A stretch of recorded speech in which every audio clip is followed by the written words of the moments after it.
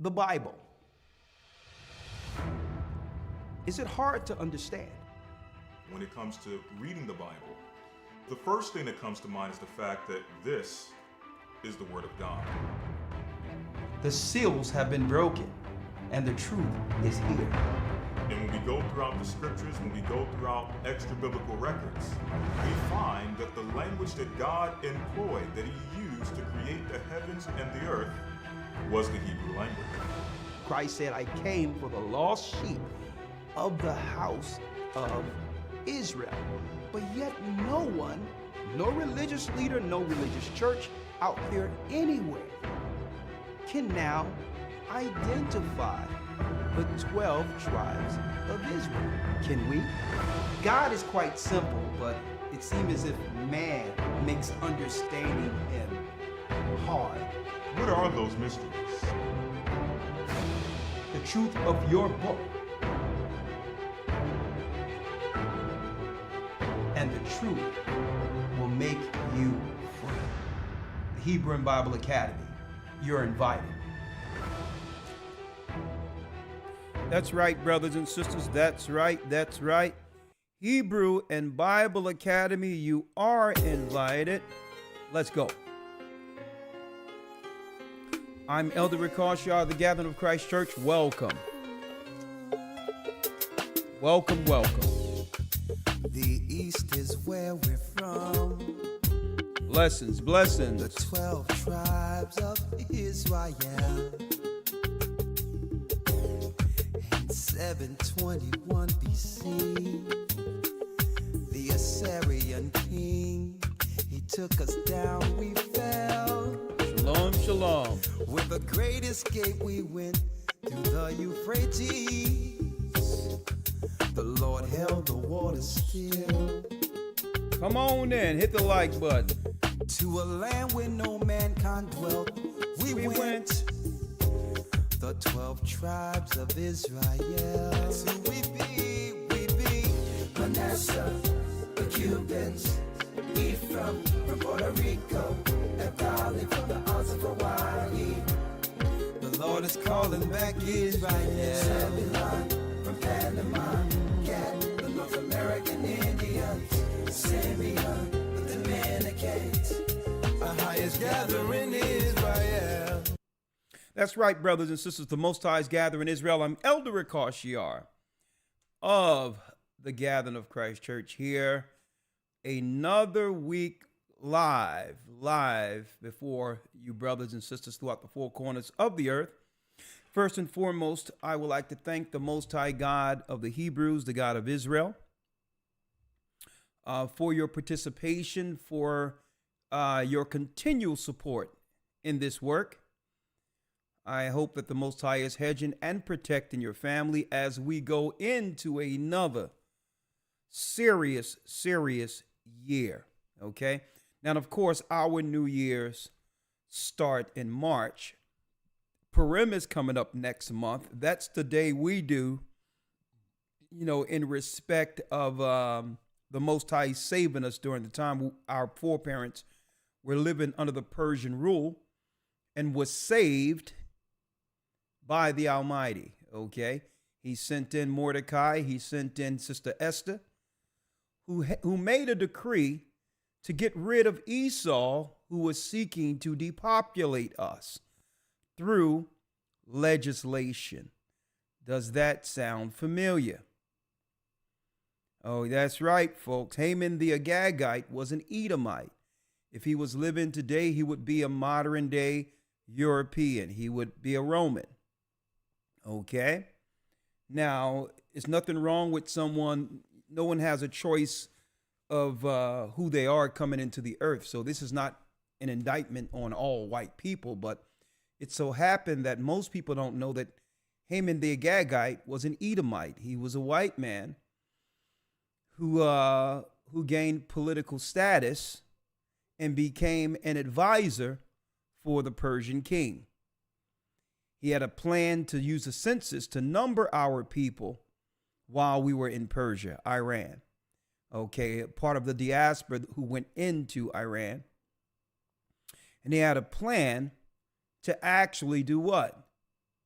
count us up, a census first, so that he could now level our people, utterly destroy our people. Now that he understood the number of our people through the census, he paid mercenaries who would come in and eventually destroy us until the Most High intervened with Sister Esther. She married the king, and Haman and his sons were put down. Esau does the same thing over and over and over again. It's about population. He numbers us. He try to do whatever he can to make sure that we don't outnumber him. So they can have what? The priority when it comes to the majority in war.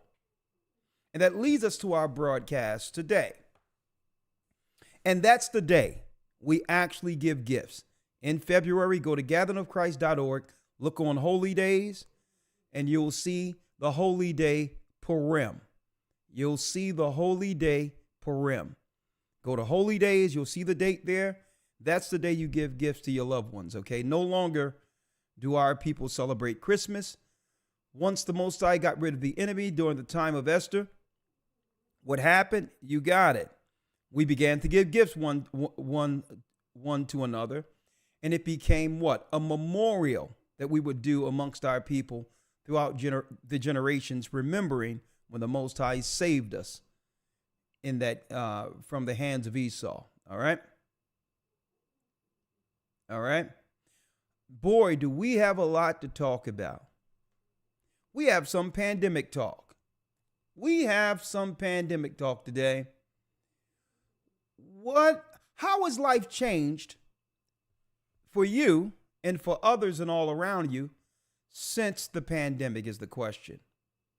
How has life changed since the pandemic? Folks, I'm going to need you to like, share, and subscribe. Share this with everyone you know. This might be one of the more important broadcasts to date. And on top of that, I'm going to open it up not just for the phone calls, but Zoom this evening, if it be the Most High's will. Okay? So please hit the like button. We have some talk tonight, some conversation. How has life changed since the pandemic? Now, I'm going to go into the political landscape where we were years ago, leading into when the world shut down. Why? Because I see some familiar patterns. And if you don't see them, as watchmen, we must divulge the similar patterns, what to look for, right? Most people have no idea, but we're doing it today. Hit the like button. How has life changed since the pandemic is our broadcast. Hit the like button. I'll be right back. Hold tight. Hit the like button.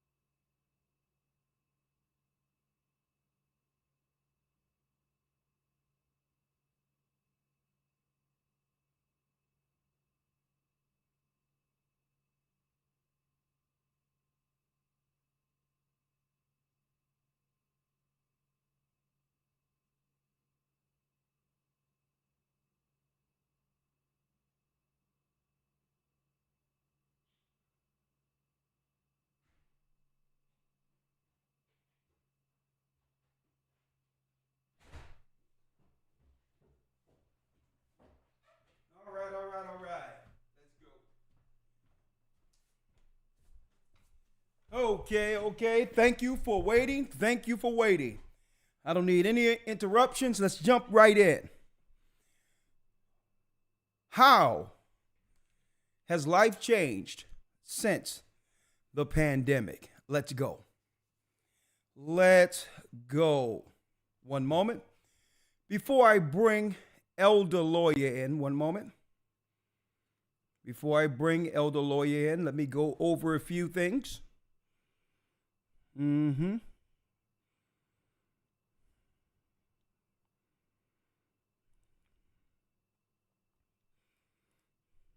Now, why am I going over this? Well, it's not just prophetic, because we're going to use the Bible and show you. There's a few tricks. Oh, let me scratch that. No tricks. There's a few patterns that lead our people into engaging against ourselves politically. But we don't recognize it because it comes through misdirection. Usually an attack on our emotions to get us off kilter, not realizing we're being directed into a decision. Okay? So usually it starts with disrupting our people emotionally, only to misdirect and to lead us, once we're unstable, into a decision. Now, one thing about the powers that be, brothers and sisters, listen to me good. They have always had an interest in how we live, our culture in particular. And it didn't just start with us here in America. During the time of Alexander the Greek, when the Greeks were in position, okay, a little after Alexander's death, the Greeks had an interest in our culture, and this is why our wise men, or our high diplomats, made an agreement with them. Of course, you had to pay tribute and respect to the powers whom the Most High set up. In order for them to understand our culture, our laws, we agreed to have our particular Hebrew Old Testament translated into the Greek. It's called the Septuagint. Septuagint, depends on how you would like to pronounce it. It's called the Septuagint.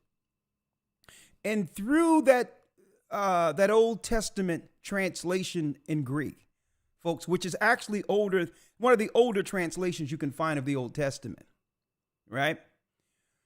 We did this, right, as a political means with with a government who was prophesied to rule for a time, so that they could understand our existence, how we operate, what we do, whatever the case might be, so that there would be some mutual respect for our sovereignty. But all of the Grecians politically didn't have that in mind, right? They seen our laws and they understood I would say the special and particular way we did things. Some was envious of it. Some resented us because we deemed heathenistic customs as less than. And others looked at it as a way of knowing how our people operate in order to weaponize our culture against us. Folks, this is why history is so important, right? They find out what we love and do what? Make what we love illegal, right? They find out what we eat, and then they'll promote unclean heathenistic foods, right? On to us, right? So let's dive right in. I'm a little late. I apologize for the tardiness. So let's dive right in. How has life changed since the pandemic, right? So we have to understand the patterns that led to everything shutting down and how it affected our people in particular, right? It affected everyone, but just like the Bible, everything starts with God's people. And we must see it from that angle first, right?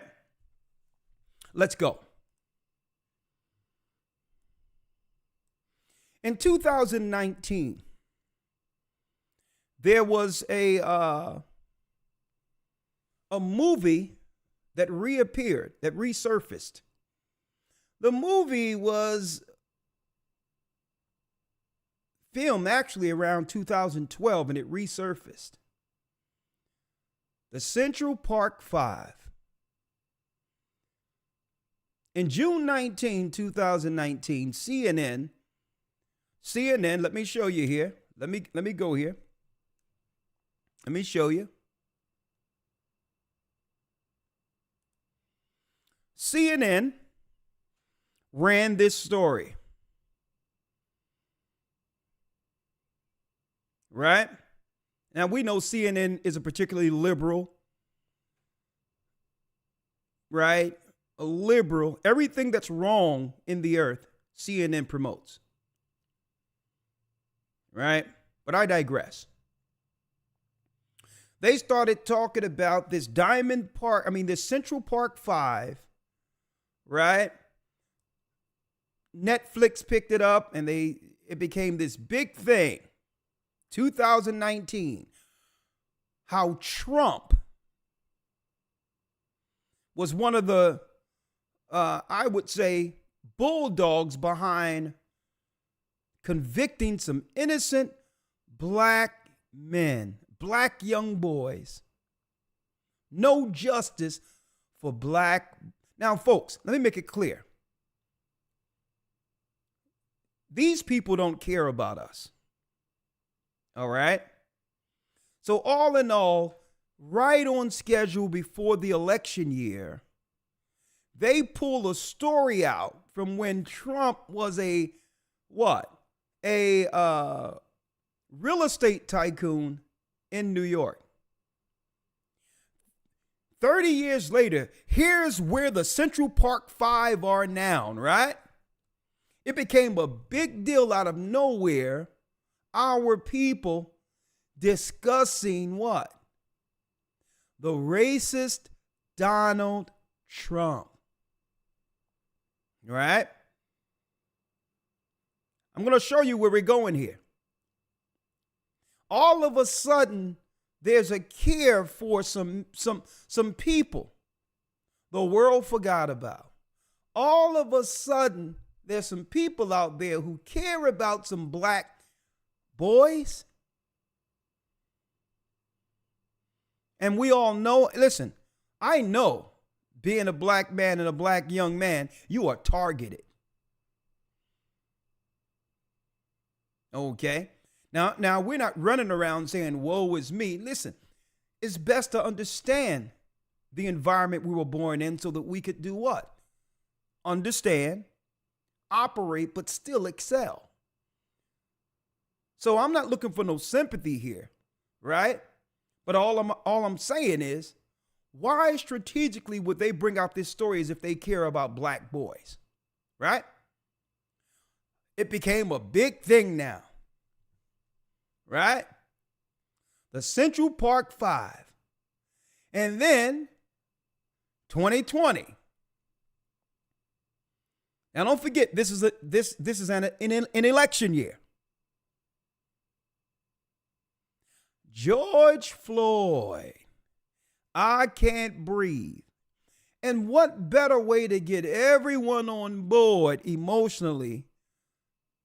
What better way than to have a quote? His last words was, "Mama, I can't breathe. Mama." Right? Now, see, I've always seen the patterns every couple of years leading up to election. So I'm not emotionally moved by any of this stuff. Because when the cameras are off, when there's not a political agenda, Man, our people are suffering, are being destroyed, and all of that. And you know what? No one says anything. How many babies that we know that haven't even made it into this world? And I'm going to talk about that, because if those babies lived, we would be the vast majority. So don't tell me you care about some black man. And I want y'all to see how centered this picture is. How perfectly centered this picture is.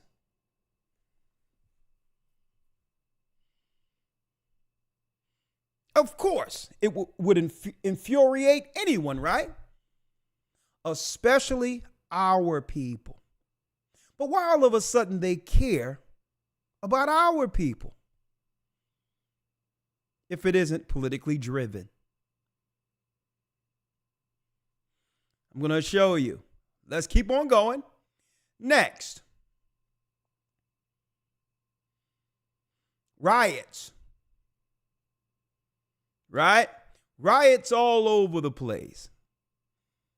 An emotionally triggered United States of America, divided racially, at the same time running into an election coming.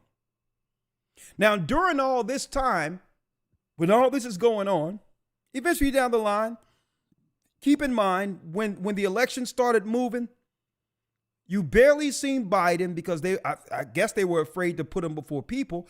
And they had Kamala and others speaking at press conferences. This is the first time in my life within 4 years, all my life, that you don't see for almost 4 years the president before the news conferences. Y'all notice that? But I digress. They trigger our people, understanding that we're overly emotional, through one man dying. And at the same time, the same liberal CNN and all that push agendas where it's okay for us to get rid of our own children. I need y'all to, now let's weigh this. Even though this is all wrong, all of this is wrong, let's not even talk about the story. Let's talk about the political impact it has on your emotions. Hit the like button, folks. We're going in. Leading up to the election,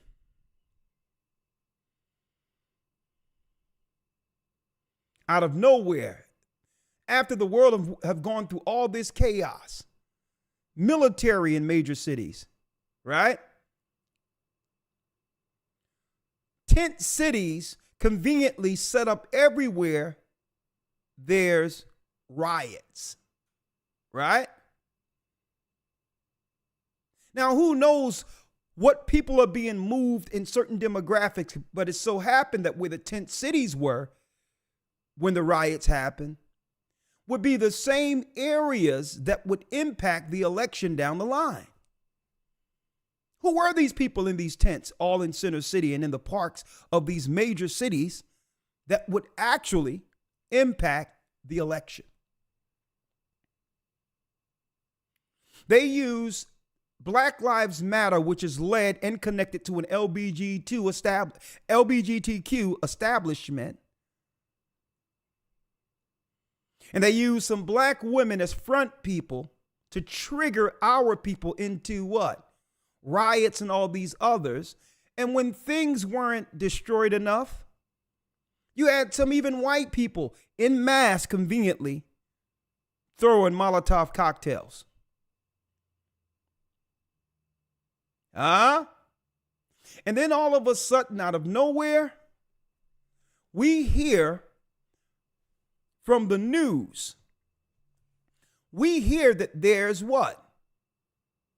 There's a disease that's wreaking havoc in Wuhan, China. Last thing we thought, folks, is that it would end up predominantly where our people live. And that it would affect us more so than a more congested country and cities. The cities of China are immensely congested. So if there was something breaking out that was viral that could destroy a lot of people, you would think it would have did more damage there. Right? Out of nowhere, Trump stands up and he introduces us to someone. We were told, hold up, let me remind you folks, because I'm showing you where we're going. We were told initially that we were to stay in our homes for 2 days. Who remember that? Who remember when they said, just to keep things calm, just to make sure that we're not spreading anything, just in case? We were hearing about isolated cases in one city or in another city, not anything, too concerning. But in respect of our health and our fellow citizens, right? We thought that, 2 days isn't a big deal. Right?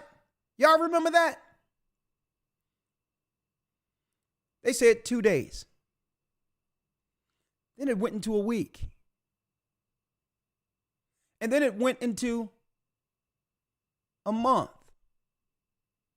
In the midst of that, in order to operate, they said, well, okay, we're going to lighten up, but we need some tests. Remember that? And then even if you're not exhibiting symptoms, you could still be carrying it as asymptomatic with no symptoms at all. And then your job, the employer started pressuring people, right? Y'all remember that? So I want y'all to hear this real quick. This is when Trump first introduced Fauci, fair use. And I'm just going over a few things so that you can understand patterns. Already, our people, the world is what? The world is under stress. Our people in particular, the stress of George Floyd, the psychological impact that Central Park 5 had on us. And then who's the center of all this? The President of the United States, who's up for election. Right? And then and then here it is.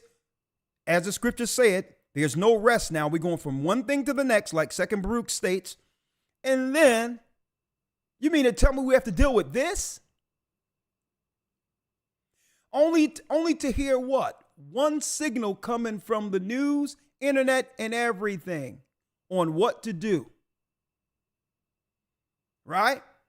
Now, the unfortunate thing about not going out and interacting with people is, if you're not interacting with people, you're not trading natural bacteria. Right? So if I'm not around people, we're not sharing bacteria. So if I do come down with something, it'll probably be serious because I've been secluded so long. Right? But then Donald Trump handed over the press conference to unelected authority. So instead of hearing the president under an emergency scenario, these people now holds president. No pun intended. They hold the authority of the office under emergency scenarios. So obviously there's a component outside of the president when there's an emergency that has more power when it comes to leading and keeping the people safe. Right? So let's hear a little bit of this. Let's hear a little bit. Fair use for educational use only. Shalom, Elder. How are you? Shalom, sir. I'm doing well. How about yourself? I am blessed by the Almighty. I just wanted to make sure your sound was good. Hold on. Let me turn it up just a little bit. Just a little bit. All right. All right. Let's go. All right. Let's do it. So let's hear it. Check 1, 2. Let's hear it. Let me turn things over to Dr. Tony Fauci, the director of the National Institute of Allergy and Infectious Disease at NIH. Thank you very much. Dr. Fauci. Now, this is for educational and religious use only, okay?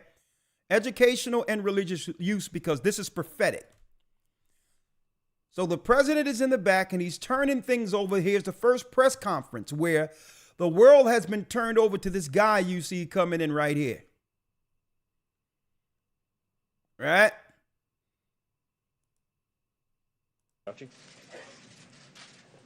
Thank you very much, Mr. Secretary. I want to first, again, as the entire team feels, to extend our sympathies to the family of the individual who expired as a result of this particular virus and this particular disease. But I also want to underscore and emphasize the points that the Secretary made about what is evolving here.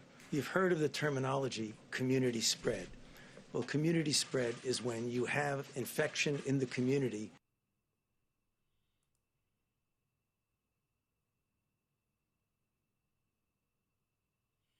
Okay, for some reason, this particular video isn't working. That's deep. Let me turn things over to Dr. Tony Fauci. This is interesting. All right.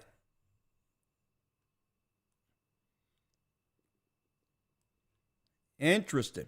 1 second, folks. See what I can do here. One moment. One moment. One moment.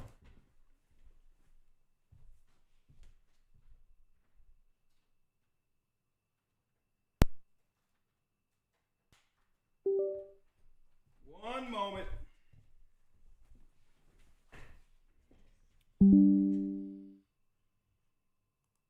That was interesting. Continue without scanning. All right.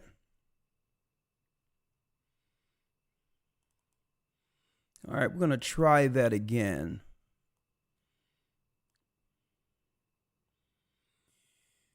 NHI immunologist Fauci update. Okay. We're going to try that again. Let me turn things over to Dr. Tony. All right, we're going to try that again. All right. Yeah. Good.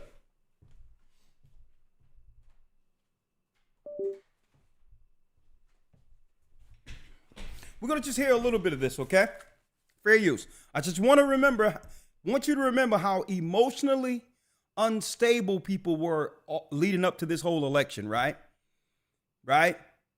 Now, this is on top of everything else we're stressed with as a people, right?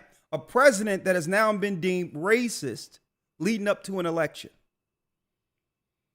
A once beloved man amongst our people has now become the enemy because what? Because of the Central Park 5, where they pull out some information to incinerate, to emotionally destabilize our people, right? Then the George Floyd thing happens, right? Riots all over the place. And out of nowhere, here we go again. Tony Fauci, the director of the National Institute of Allergy and Infectious Disease at NIH. Hope you all can hear this. Dr. Fauci. Thank you very much, Mr. Secretary. I want to first, again, as the entire team feels, to extend our sympathies to the family of the individual who expired as a result of this particular virus and this particular disease. But I also want to underscore and emphasize the points that the Secretary made about what is evolving here. You've heard what is evolving here. Now, at this time, all of television, folks, is focused right here. The world is afraid of some disease that popped up out of Wuhan, China. Heard of the terminology community spread? Well, community spread is when you have infection in the community in which you don't have a direct link to a known index case. That really challenges us with something that we need to do and that we do very well. The state and local health authorities, in collaboration with the CDC, would need to identify, isolate, and contact trace. And that's what's going on right here in the country. With regard to the particular area that's involved now in Washington, the country as a whole, because we get asked that all the time, still remains at low risk. But when we say that, fair use. Now, at this time, the country as a whole remains at low risk. You know, all of us, right? Even though I had a different perspective the whole time. The whole world released a sigh to hear we're at low risk right now. that we want to underscore that this is an evolving situation.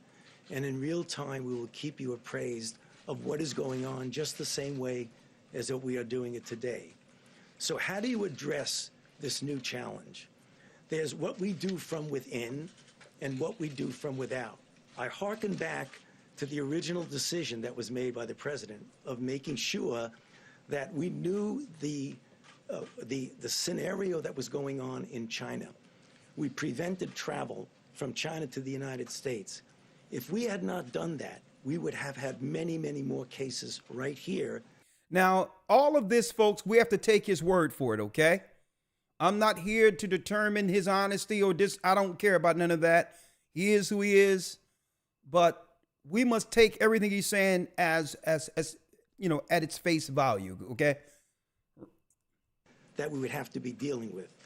So in that spirit, the approach is going to be, as we address this challenge, which is going to evolve by the day and by the week, to do what was just mentioned, to try and keep our citizens from going to places that are active infection and to okay, under emergency, restrict travel, okay? Now, mind you, folks, under the Constitution, the right to travel is a right. But obviously, if there's an emergency, it takes away that constitutional right. Just remember that.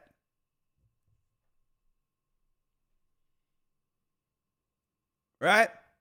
Now, it so happened, you know, all due respect to anyone else, I was exercising my constitutional right the whole time, and I had the whole road to myself, and it was beautiful. I came back unscathed, right?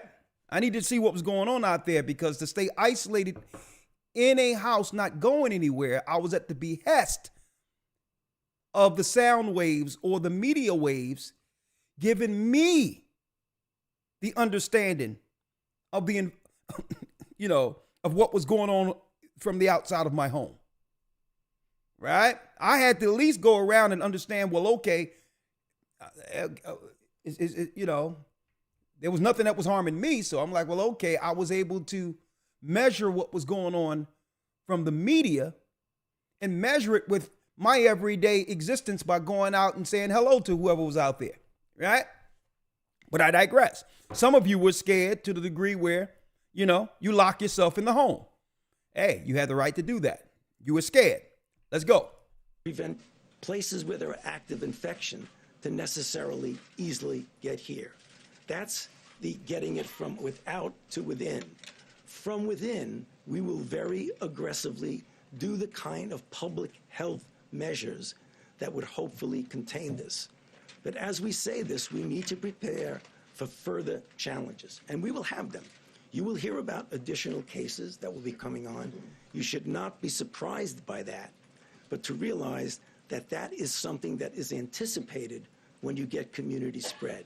So when you have cases throughout the world, the way we're seeing now, South Korea, Italy, Iran, and places like that.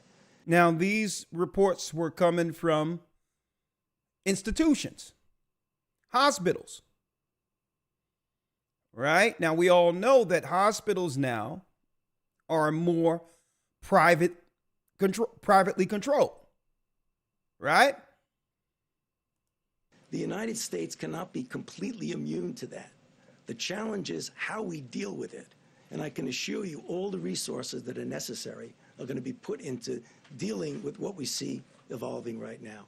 And again, we'd be happy to answer any questions later, but Bob. A couple of questions for Dr. Fauci about some particulars about the virus. Dr. Fauci, what do you now understand about the morbidity? The Secretary referred to medically fragile people. Are you confident that if you're a relatively healthy young person, that this will not be fatal for you? Okay. So the number in our country currently is low. But when you look at the pattern, it seems to be following the experiences that others have had. It's never 100%. If you look at the totality of the... Now, he was saying mobility, right? As far as how many, like, who can die within the demographics of the citizenry, right? Within the demographics, who could die through this? Who's more at risk, in a nutshell? They told us outright the aged, the elderly. Now think about this. In the midst of an already unstable country, who look at the news more so than any other people in the United States? I'm talking about mainstream news. Our people, the young don't even look at TV anymore like that. But who still look at the old television shows and are plastered? Their eyes, until the time they get up, it's plastered on the screen.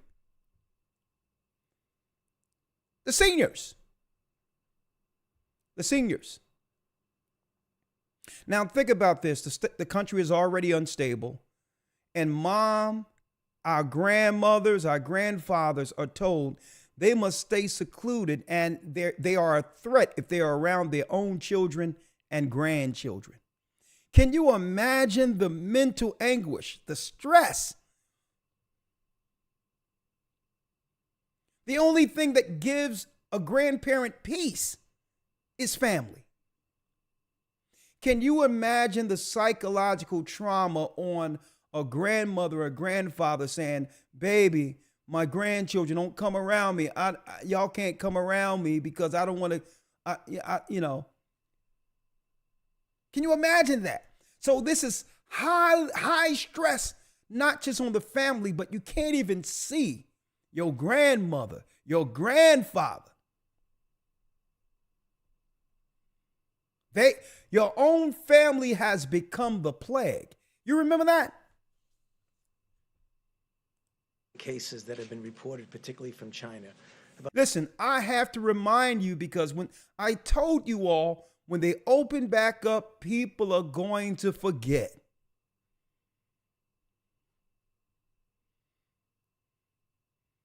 And if you forget, you're not going to be prepared for the next thing. And the next thing is here. It's already here. You stick around. I'm going to show you. About 75 to 80% of them would do really quite well. They would just sort of like a bad flu or a cold. You get anywhere from 15 to 20 somewhat percent who are going to go on to require advanced medical care, hospitalization, possibly intensive care. For the most part, the people who get in trouble and ultimately, tragically, would die from this are people who are elderly and or have underlying conditions. Now listen to the underlying conditions, and someone tell me what people suffer from these conditions more so than any other demographic within the United States. Heart disease, chronic lung disease, diabetes, obesity because of the difficulty in breathing back and forth. However, right there, the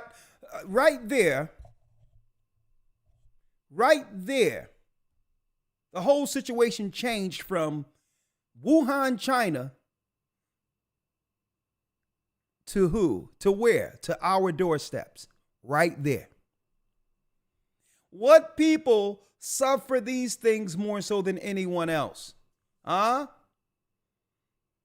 And none of us thought anything concerning this on how this whole campaign would eventually settle on the poor. We didn't even think about it. No longer is this Wuhan, China. It's who? Tragically would die from this are people who are elderly and or have underlying conditions, heart disease, chronic lung disease, diabetes, obesity because of the difficulty in breathing.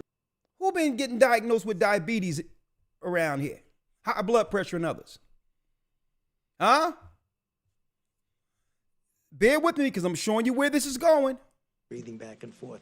However, every once in a while, you're going to... So we were based on this conversation here, folks, we were the most what? Susceptible demographic out of the whole United States from the gate. From the gate, we were the most susceptible demographic. Now, keep in mind, there wasn't enough data out there because this is something new, but I don't know how he could know that, this without enough data in at this time. But obviously he understood that where our people lived and what the health issues we deal with would make us the more susceptible demographic to die from this. See? The morbidity, right? Death. Listen here. You're going to see a one-off. You're going to see a 25-year-old person who looks otherwise well that's going to get seriously ill. But the vast majority of the people who get into trouble do have these underlying conditions. And that's why it confuses people, because they say, well, you just said that, and then there's a report of a 40-year-old physician from China who died. That's going to happen. That happens with influenza. Most of the time, influenza kills people. Now, see that? Folks, I said, let me go back and get the first press conference, because a lot of people miss this. He said, yeah, people have been dying like this through influenza. Right? Who are advanced age and underlying conditions. But you hear in the media every once in a while, a college student would get infected and ultimately die. But the majority is in that risk group. And one more technical question. Yes. Have you determined whether there are any variants of this virus so that a person who... Man, this guy got the right questions in place, don't he? Oh, yeah, he come right back with, is there any other variants? Variants? We haven't even adjusted to the first one, right? may have gotten it and then gotten over it could get it again. Now, there's no indication that that's going on at all. If this virus acts like other viruses, which I have no reason to believe it won't, once Okay, he know how viruses act. you've gotten infected and recovered, you're not going to get infected with the same virus. Okay. Things over to All right. So it was turned over to who? The President of the United States, right? The President of the United States handed it over to Fauci, right? Now, what happens? You all know what happens. Now, like I said, if you don't know history, you'll be doomed. You'll be doomed to repeat it, right? So there's patterns here. How has life changed since the pandemic? Are we falling into some of the same patterns? And if so, we need to recognize it, right? What patterns for those who just came? Hit the like button. It started off in 2019 where they put before us an old story when Trump was a real estate tycoon, a false rape allegation, EPAR allegation. You two don't like that word. EPAR spelled backwards scenario where 5 innocent young black men were falsely accused and incarcerated. So the sentiment swung from a likable Trump to a racist Trump, right? So they just pulled this out of nowhere when I know they don't care about black men. I mean, just ask Biden. The 1994 crime bill that led to many of us dying in jail after 3 strikes and all that. I came up during the crack epidemic. Okay, they had the 3-strike law. Him and Bill Clinton, Ronald Reagan before them. The 1994 crime bill that got many of our young boys put in jail for even a few nickel bags of marijuana or a vial of crack cocaine. And right now there's drug dispensaries everywhere within the United States for marijuana. And I remember our people getting locked up for it. Biden did that. Okay? Now, they pulled this out of their orifices, this story, so to trigger our people in 2019 politically. And at the same time, after that, George Floyd. Everything is about race now. There's always a police black man story to trigger us even more. And he hollered mama, his last words, right? Remember that. They made sure to say that, right? Then, out of nowhere, the pandemic comes, running into an election. And then right after the election, right? And don't forget, there was tent cities all over the place, riots going on. Certain people were being moved into certain areas under the dark of night while everyone was home. A lot of movement politically going on with people, right? And then there was a question on the legitimacy of the election, because instead of people going out to vote, they had mail-in ballots. All right? And then right after, don't forget, Biden says, listen, I'm going to have the black people's back. And right after, the first thing Biden signed into law, it had nothing to do with George Floyd. It had nothing to do with protecting those boys who went to jail and the people who look like him under the Central Park 5. There was no hate crime bill for us and our people or reparations for our people. The first thing he signed in was Biden signs the anti-Asian hate crime legislation. Hold up. Something is wrong here. Something is seriously wrong. How do we get from this hate crime with a brother dying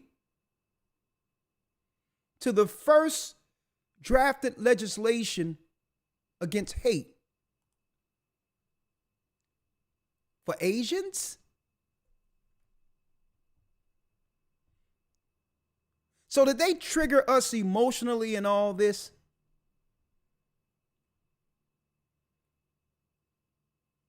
To only side with those who have always drafted legislation to destroy us?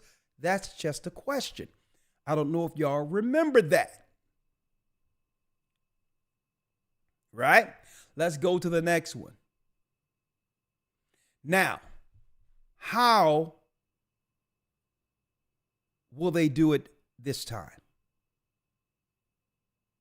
Let's go. Out of nowhere, here's stories of when you hear about Mississippi, you think about what? Mississippi hangings. Right on cue, the race emotional psychological attacks has begun through the media. Families in disbelief after hundreds of bodies found buried behind Mississippi jail. Now, this is a sad story. But 150 people, you would have thought, you think they just found out about this? Huh? Now, what are we waiting for? And this is very sad, and I do believe it's exactly what they're saying it is. People getting rid of our people behind this Mississippi jail. Some of our people are going up missing. Who knows? It can be ritualistic sacrifice. It could be a ground for ritualistic sacrifice burials. Who knows? But it's convenient, right on schedule, almost to the same time before an election 3 years ago, folks, with the Central Park 5. What I'm looking for is for them to have a police connection to this, so to roll out the same narrative, police against black men or black people's script before an election. Right? So if they're presenting this story, understand that there could be a political angle to it that's going to cause mental and psychological distress on us going into an election year like it happened before. Next. And then, right on schedule. First, we have the racial thing that can be utilized running into the election. We may hear about it near the summer and all these others. Out of nowhere, CBS News.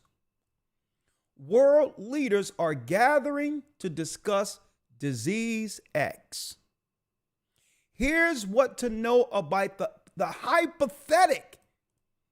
hypothetical pandemic.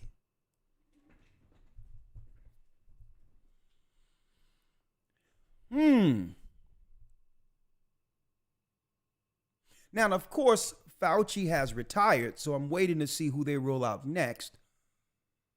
It wouldn't surprise me if it's a black woman. How they're running into things right now and how they're using that, because I'm looking at most of the advertisements for getting our people to do certain things medically. And all of a sudden, the majority of the posters and all that I see around are black doctors who are women, black women as doctors on the majority of their marketing material. So I'm going to keep my eye on that to see if they roll out a black woman in place of Fauci. Okay, I'm going to look into that. I'm keeping my eye on that. Probably no one from amongst the ranks of our people, but who knows? But let me tell you, here's the pattern now. And right on cue, right? Right on cue, just like years ago when there was tent cities and all these people were just conveniently already in the areas where there was tents during the riots. They had tents down there, Center City, Philadelphia, up there in Atlanta. Just a bunch of looked like foreigners that were homeless people and all that out there in tents, conveniently there for the elections. Right? So in the midst of this, folks, I think that the powers that be realize that we can't be as easily persuaded into things emotionally. That we're looking at all of these stories they're putting out with a side eye now. So when these people come in, they must be preparing for something with the new people, knowing that they can no longer sway us, not those who could see anyway, politically through emotions. So conveniently, fair use, y'all need to hear this from Eyewitness News when it comes to immigrants. Millions of them coming into the country, right? Now, the angle I'm looking for, it may take a little while. Who knows whether or not we'll see if these people are coming in unchecked, who only have to state that they are seeking asylum.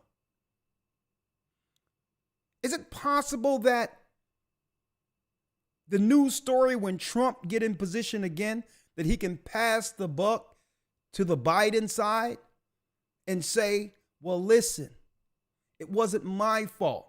He let people in and they came in with sicknesses. So to what? Absolve himself, but still he would have to do something like he did before he left office. Is it possible that they can pass the buck the same way the liberal cities are passing the bucks to the Texas governor concerning migrants? Could it be, hit that like button, folks, could it be that they're going to pass the buck when the Republicans win to claim he had no power?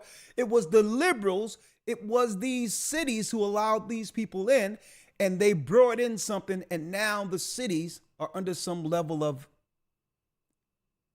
threat sickness. Let me put it that way. Possibility, just throwing some ideas out there. Possibility, just asking a question. But guess what, folks? We don't got to ask the question about this. Listen to what's going on in the United States. Fair use, educational, and religious purposes only. Am I using this for? Bye. All right, here we go. Immigrants enlisting, in the U.S. military. The Army and Air Force are looking to immigrants to overcome recruiting shortfalls. They've ramped up their marketing, including on social media, to entice legal immigrants to enlist. They're also using recruiters with similar backgrounds to appeal to potential recruits. But the biggest draw for migrants is the promise of a fast track to citizenship, plus jobs and education benefits. A fast track to citizenship.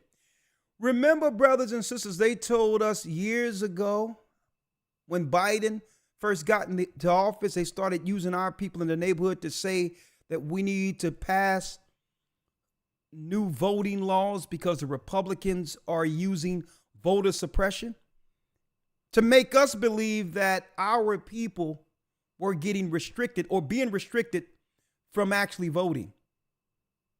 And even under Barack Obama, it showed us that that was a straight farce. Many of us came out to vote. There was never a situation that would stop us from voting unless we didn't want to. But they started convincing our people, yeah, we need to change the voting laws where people can easily just vote or get citizenship because the Republicans are suppressing black people. Remember that? Why did they want to make the voting requirements less restrictive or lenient? It wasn't for us. They always use us as the crash dummy.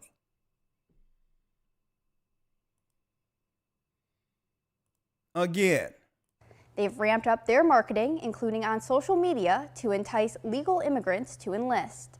They're also using recruiters with similar backgrounds to appeal to potential recruits. But the biggest draw for migrants... Now, folks, this is all the liberal Biden administration. ...is the promise of a fast track to citizenship, plus jobs and education benefits. Hold up. What benefits? Fast track to citizenship and what? Hold up. But the biggest draw for migrants is the promise of a fast track to citizenship. A fast track to citizenship. Plus jobs and... Plus jobs? Plus jobs when our people... Hold up. What about the people or the brothers who look like the Central Park Five? Where are their jobs? Where are those jobs for them? Okay, y'all get the jobs, even though our people built the country. You get the hate crime bill, even though you were elected under you were elected because our people were incinerated against Trump, the racist. And therefore, he promised us some protection, but give Asians a hate crime bill. And if it wasn't for the hate crime of George Floyd, he would not have gotten office. Right? And then on top of that, take your taxpayers' money. A fast track to citizenship. Fast track to citizenship. Plus jobs and education benefits. Plus job and education benefits, which means, Elder, this is deep. Biden promised our sisters who have more debt than any other people who have gone to school. He promised them what? Student debt relief. That's why a lot of our sisters came out. They're going to get free education, folks. Free education with no debt loans. I already looked it up. No debt loans. Fits. Both the Army and the Air Force have said they will not meet their recruiting goals this year. Okay, what else we have here? What else we have here? A job fair in Chicago.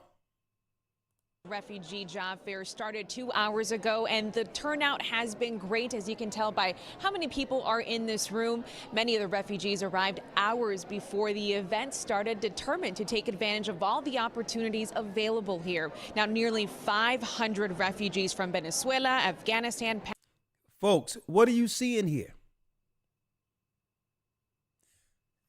Does this not look like they are orchestrating a race war?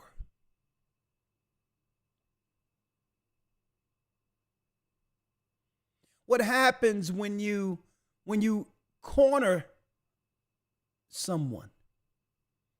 When you take away their right to earn with no food? There's only one recourse or outcome they have created. Now, imagine in the midst of all this with no jobs or nothing, because this is one of the reasons we decided to take their solution to keep jobs. Right? Now, suppose they roll this stuff out again.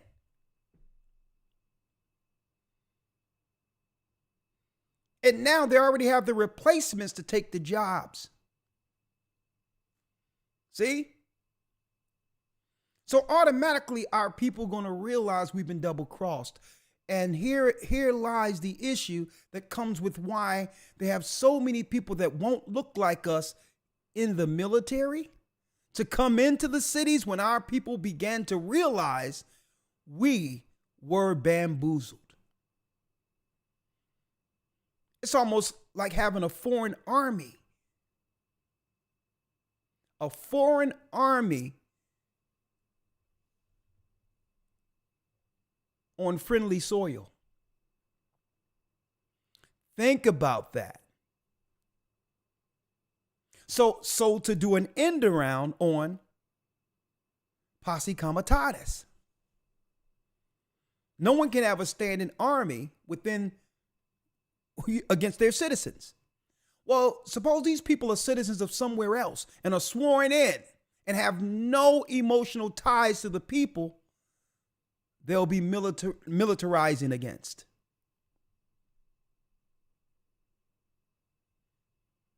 Pakistan and Ukraine have registered and showed up to the job fair people? at the Misericordia home. What people? Hi, Dina and Pat. Well, the Hire a Refugee job fair started 2 hours ago, and the turnout has been great, as you can tell by how many people are in this room. Many of the refugees arrived hours before the event started, determined to take advantage of all the opportunities available here. Now, nearly 500 refugees from Venezuela, Afghanistan, Pakistan, and Ukraine have registered and showed up to the job fair at the Misericordia home.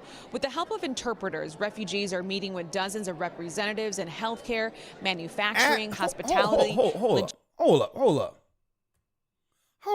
up. Afghanistan's and Pakistan? I thought America was at war with Afghanistan. Remember they told us that, folks? Remember they told us that they were going into Afghanistan for war. Afghanistanis, Pakistanis. Refugees are meeting with dozens of Ukraine.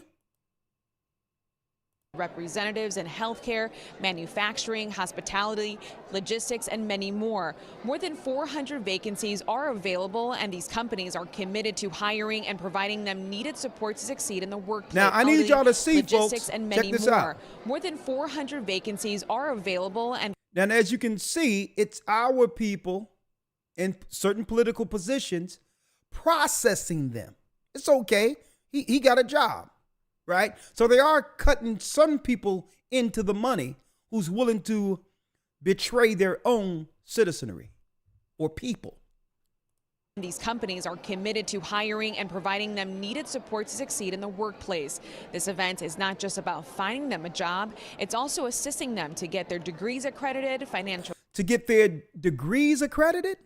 advising, providing Listen to this. information on government benefits. And hold up. Government benefits? Who taxpayers' money? Who's paying for this? The people they're replacing. in language classes. One of the organizers is Oh, yeah. They haven't told you already, but the schools, the churches, all these things that have been made obsolete during the so-called pandemic will be utilized as transitional institutions to transition these people into society. Isn't that convenient? To make it where everyone is used to learning from home, right? A job at home, so that they can use these particular buildings in the same cities that they're going to replace people as facilities for transitioning. Man. a refugee from Afghanistan who What a says he plan. relates to the struggle of starting from scratch in a new country and the importance We need to relieve the struggle that comes with starting from scratch. of these resources. Because what I have been through, I don't want other refugees to go through. It is very difficult, it's very tough. Until you don't experience, you don't know. The job fair is You cannot make this up, right? Thank you. I had to pull this out. My brother Phil Scott, go support his channel, because there's one thing in particular that happened the other day in Chicago. Listen to this. What's even more offensive about this video, Right. more though than he just came. This is what happens listen. when you give these. A sister says, go back across the border, right?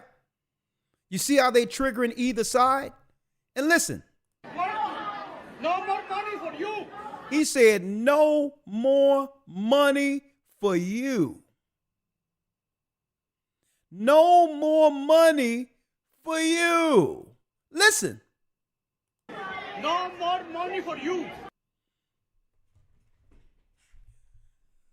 Folks, are they orchestrating a race war? No more money. Who told him that the money they're receiving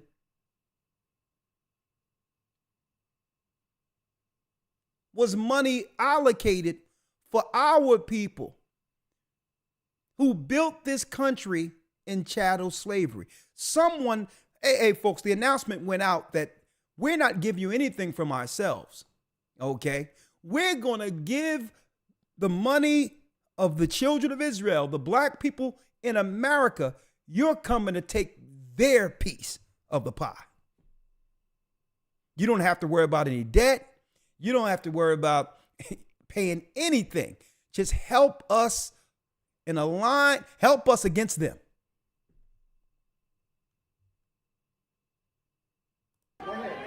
Bye-bye, bye-bye, bye-bye. Go back across the No more money for you. No more money for you. No more money. So what are the governments telling them on their way here before they get here? This is why I believe that they are strategically being placed where we are living or used to live. It depends on how the pandemic thing panned out for you with your choices. No more money for you. It's lazy. You lazy. You are lazy. You're lazy. You are lazy. Huh? No more money for you. It's lazy. You lazy. What are they being told? What are they getting told before coming here? Hey, folks, this is what it looks like when Pharaoh says, build brick, make brick without straw. You want to talk about reparations? You want to talk about financially being repaired for all the death and destruction we've done against you? I tell you, we're going to one up. We're going to give it to everyone else to come in to destroy you. That's your reparations. I thank the Most High for this truth. I thank the Most High for the knowledge of what I'm seeing so I can actually be able to what? Resolve all of this without what? Getting incinerated. Because if I do so, then I can be played by these same people who focus on controlling through emotions.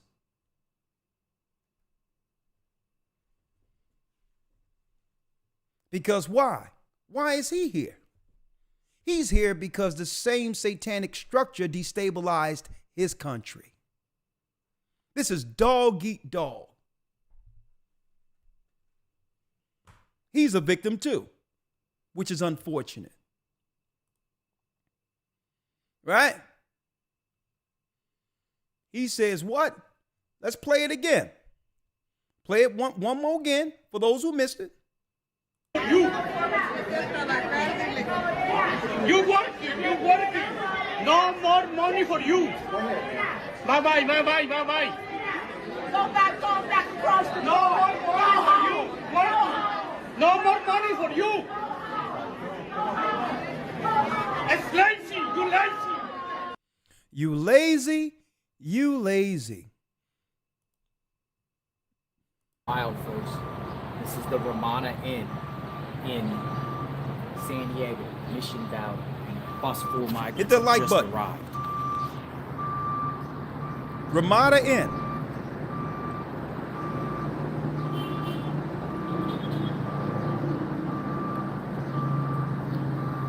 Who's being processed? I showed this Saturday. Look at this. Is this open for business? Look at all the people being processed. Federal and tax money where they're paying for these hotels. These luxury hotels, you know, these luxury hotels and these other hotels are charging hands over fists to allow these people to occupy their hotels. Now, why are they willing to do this? Since the advent of Airbnbs, a lot of hotels have been suffering. Right? Since the advent of Airbnbs, a lot of hotels aren't making the money they used to make. In order to stay in business, they must try to do what? New creative ways of occupying these rooms. The federal government conveniently say, well, listen, you got the rooms. I need to transfer the replacements for the American citizens. And if you do this on your rooms, I'm going to pay you federal money on these rooms. More than you would get for a regular occupant.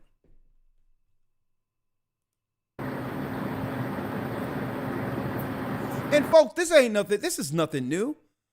After World War II, when the United States the UN and the UK, actually, Britain, under the Balfour Agreement, gave the Jews a state in America, in the Middle East, which we call the state of Israel today. It happened similar to this. They were letting everyone, Ukrainians and everyone wasn't a Jew who came over, who went into Israel. It was a lot of Eastern Europeans who went over there and eventually began to have anchor babies to grow a citizenry for the state of Israel. So it's not about these people more so than the children they'll have. At the same time, they're telling our sisters to do what? To do what? Your body, your choice.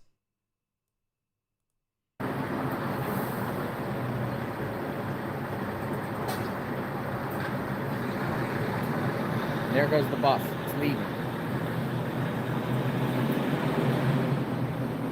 Now, an elder lawyer, before I go into the scriptures, I'm going to open this up very soon, but I want to go into the scriptures in a moment. Yes, sir.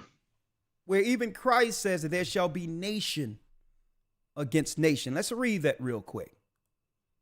Yes, sir. So what I like to do is show the political landscape to prove that these scriptures are right on, right? A lot of us read these scriptures, don't understand politically on how these prophecies are coming to pass. And Christ said, listen, these are the signs of the end. Now, the enemy must orchestrate this stuff against us. He have no choice. And a lot of people say, why? This is wrong. Why are they doing this? Folks, they're losing power. They're losing power. When our people started realizing that we were the children of Israel, understand that that's a paradigm change. It's one thing to believe that you're predisposed to serving other people. It's one thing to believe you were born to be less than other people. You'll easily take a servitude role. Right? So what are they going to do when the people realize they weren't meant to serve in a country that can only run if someone volunteer for the slave role?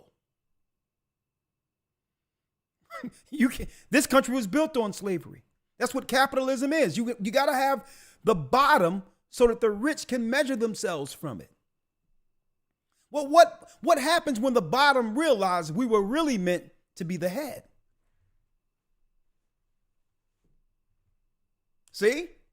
You notice the guy said, Elder Lawyer, you lazy, because that's what's being put out there. But what's really going on is a paradigm shift. Mm-hmm. Of a people who realize that we weren't born to serve anyone. And that if we're going to benefit you, we're going to have to talk about those numbers equitably, fairly. And and the powers that be is hearing a different language from us when it comes to those finances. Something they've never heard before. Where it's like, nah, I'm not paying you to break me off. Okay. I'll do you I'm going to use my talent, and guess what? With my talent, I'll decide what you get. That's a different language, a lawyer. They've never heard people say that before. So what they're telling these other people that they've made third world in other countries they've destroyed through war, they're telling them, we need somebody to come over here and do these jobs over here. Because these people cost too much. They realized they weren't born to serve. A matter of fact, they're out there telling people that they're the Israelites. They're the Jews. That the earth will one day belong to them. How can we get them to agree to minimum wage? If we began to give them everything they're asking for, then eventually there'll be some level of equality there. And I won't have them to measure myself from. Right? If I'm fair to them, then they may one day excel me. So they have no choice, folks. What you're looking at is war. When you think of war, you think shoot 'em up, bang, bang. Wars are fought on many fronts. Let's read it, Elder Lawyer, real quick. Matthew 24. Let's get it. Let me grab it here. Yes, sir. Let's start at the first verse, if you will. Christ talked about this, right? And I'm going to tell you, it's strategic how they did this too. Because they done totally dismantled and used the letter scenario to destroy the churches. They let the women overrun the churches in our community, knowing that without men, it would one day cease to exist. And now a lot of these churches and all these institutions will become facilities for what? That's right. Institutions to transition your replacements. You have churches out there that couldn't even open back up after the pandemic. The pandemic ruined the church. Many of them. After they closed, because guess what, folks? That's right. Churches were on the ropes already outside of mega churches. They were running on fumes.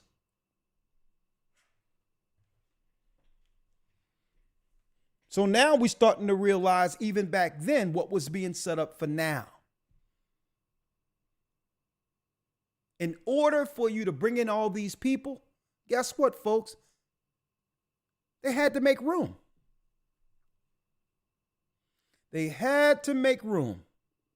And I'll let you decide how that happened. Right? Let's read, Elder Lawyer, Matthew 24. Let's start at the first verse. Yes, sir. Matthew 24, verse number 1. And Yeshua went out and departed from the temple, and his disciples came to him for to show him the buildings of the temple. And Yeshua said unto them, See ye not all these things? Verily I say unto you, there shall not be left here one stone upon another that shall not be thrown down. And what was Christ prophesying right here? The fall of our homeland, Jerusalem. 70 AD. Vespasian and Titus sacked Jerusalem. Our people we were the only people left. The northern kingdom was already dispersed, with the majority of them being here, living here in the New World, before the Vatican discovered them. Okay? These were the 10 tribes. They weren't savages, nothing. They were the 12 tribes of Israel. They were 10 tribes. We were the remnant still left in Jerusalem until this prophecy. Christ had to come first. Because why? He had to establish a ministry in the earth, an understanding in the earth that would one day awaken the children of Israel. And after Christ came and was crucified, and then through the Spirit, he took full power of that realm we call Hades or hell to release the souls on the day of resurrection. And when he went and shed his blood on the heavenly tables, it was done. It was only a matter of time before our people would begin to wake up. And we're here now. Right?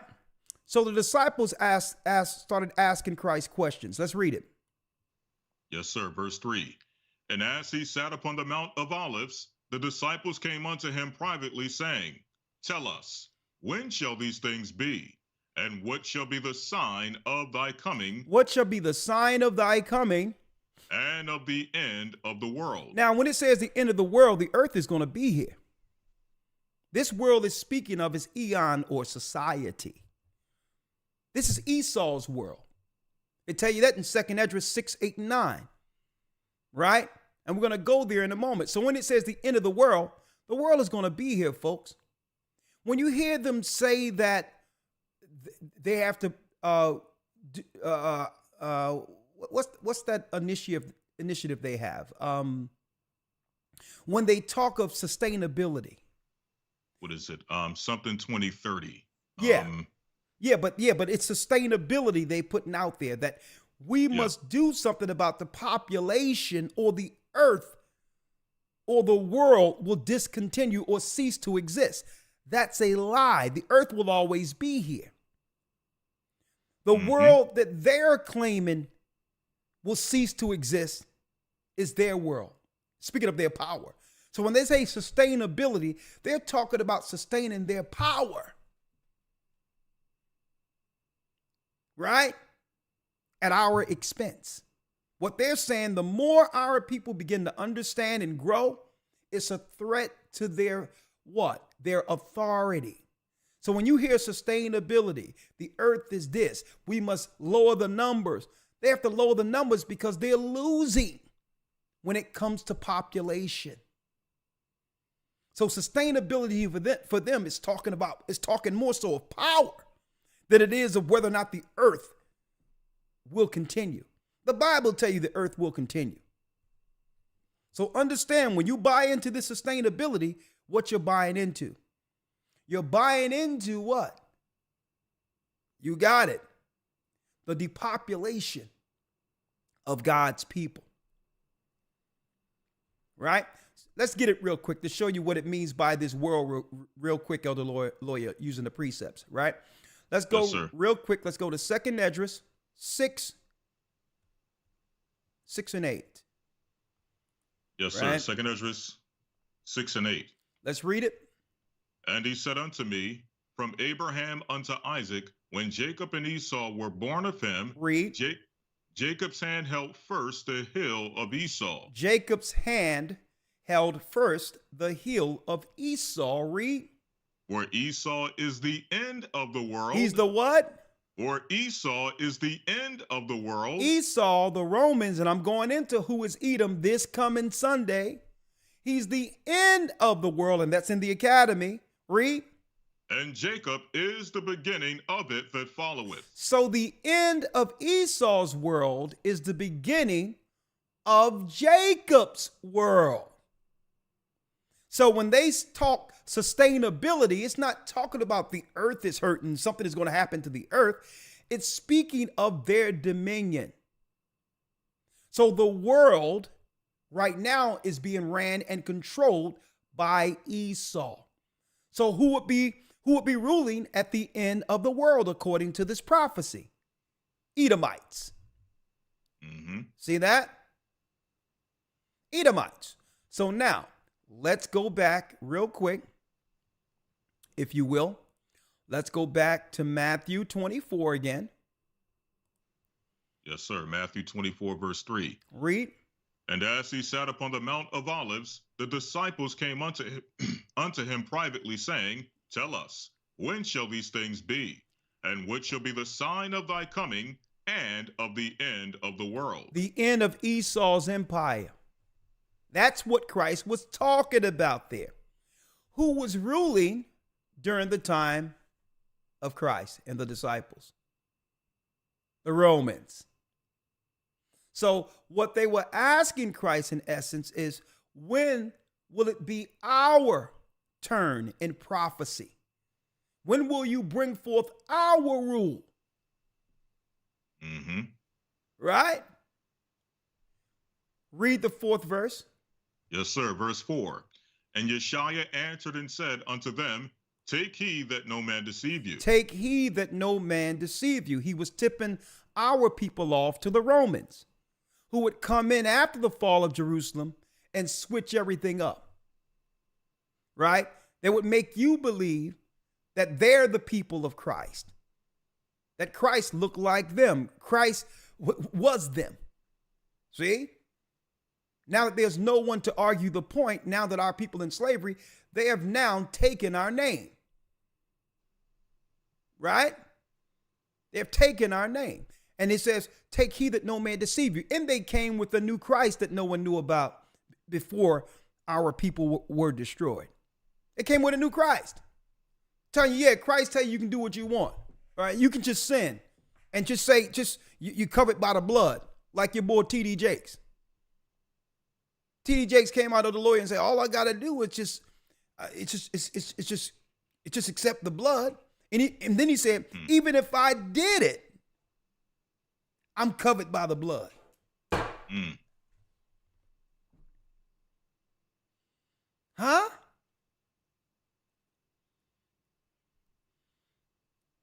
The Bible says, confess your faults one to another, lest you can be healed. Yes, Christ can unless Christ can forgive everything. But of course, will you admit the fault? Mm-hmm.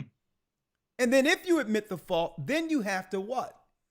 You have to understand the gravity of that particular sin. Okay? I don't know what it is. I don't know what maybe it's just an abomination. I don't know what a power bottom is. Right? Mm. I don't think the scriptures can go into those gory details. But all in all, I don't know if a power bottom is fit. Right? To be able to operate, especially if you have two sons that are operating on the other side of things too. Mm-hmm. Right? If you got two sons that are operating on the other side of the fence here, we have to start questioning your parental skills, let alone the authority it takes to actually convey the word of God. Right. He answered and said unto them, take heed that no man deceive you. Read. For many shall come in my name, saying, I am Christ, and shall deceive many. Come on. And you shall hear of what? And ye shall hear of wars and rumors of wars. That's what we're hearing now. See? When you hear them claiming that they're going to bring in who? They're going to bring in strangers from another country with probably all types of, uncomely backgrounds to swear in to defend the country. That's a war. Okay? You can have an enemy in friendly uniform. Now think about if a country is seeking to undermine or infiltrate America. What is it for them what can stop them from actually sending in their own piece of their own army to enlist? They're not asking any questions to these people from these people coming over the border. Mm-hmm. What's to stop the enemy from taking a large number of their own military and have them enlist in America's army right now? That's a war. It seems like this so-called asylum, migrant, whatever you call it, it looks like one big Trojan horse. One big Trojan horse. And you shall hear of wars and rumors of wars. See that ye be not troubled. Read. For all these things must come to pass, but the end is not yet. But the end is not yet. What's next? For nation shall rise against nation. Race against race. And kingdom against kingdom. Kingdom against kingdom. And there shall be famines and pestilences and earthquakes in diverse places. And it says, but these are what, Elder Lawyer? All these are the beginning of sorrows. All these are the beginning of sorrows.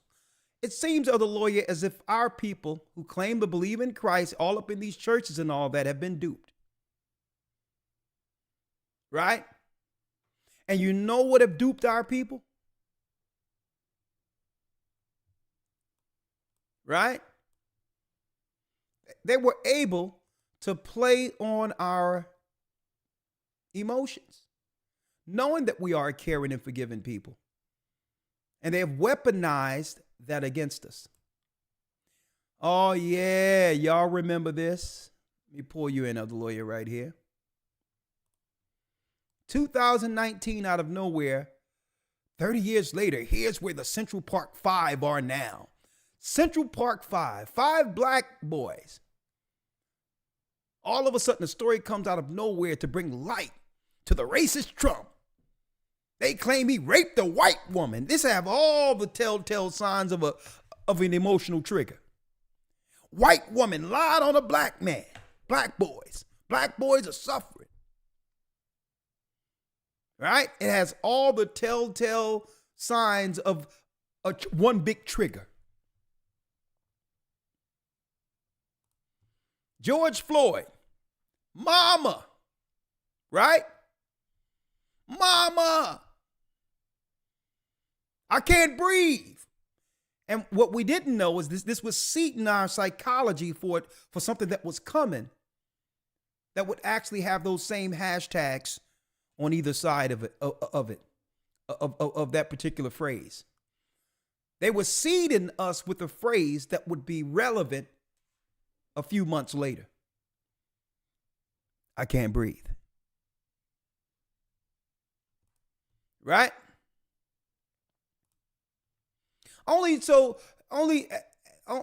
after that totally disrespect our people who came out emotionally triggered to get this man in office for him to sign an anti-Asian hate crime bill. When we were told that the disease came from Wuhan, China? What hate are they experiencing? When he came, he was put in position based off of emotionally triggering us to believe that he wasn't the racist, that Trump was. Right?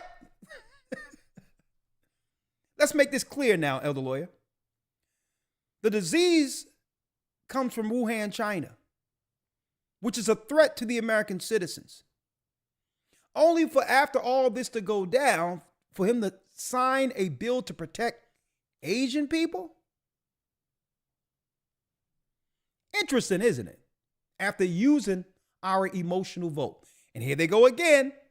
Families in disbelief after hundreds of bodies found buried behind Mississippi jail. And I'm looking for them to attach some police to this as a dumping ground for black people. Right?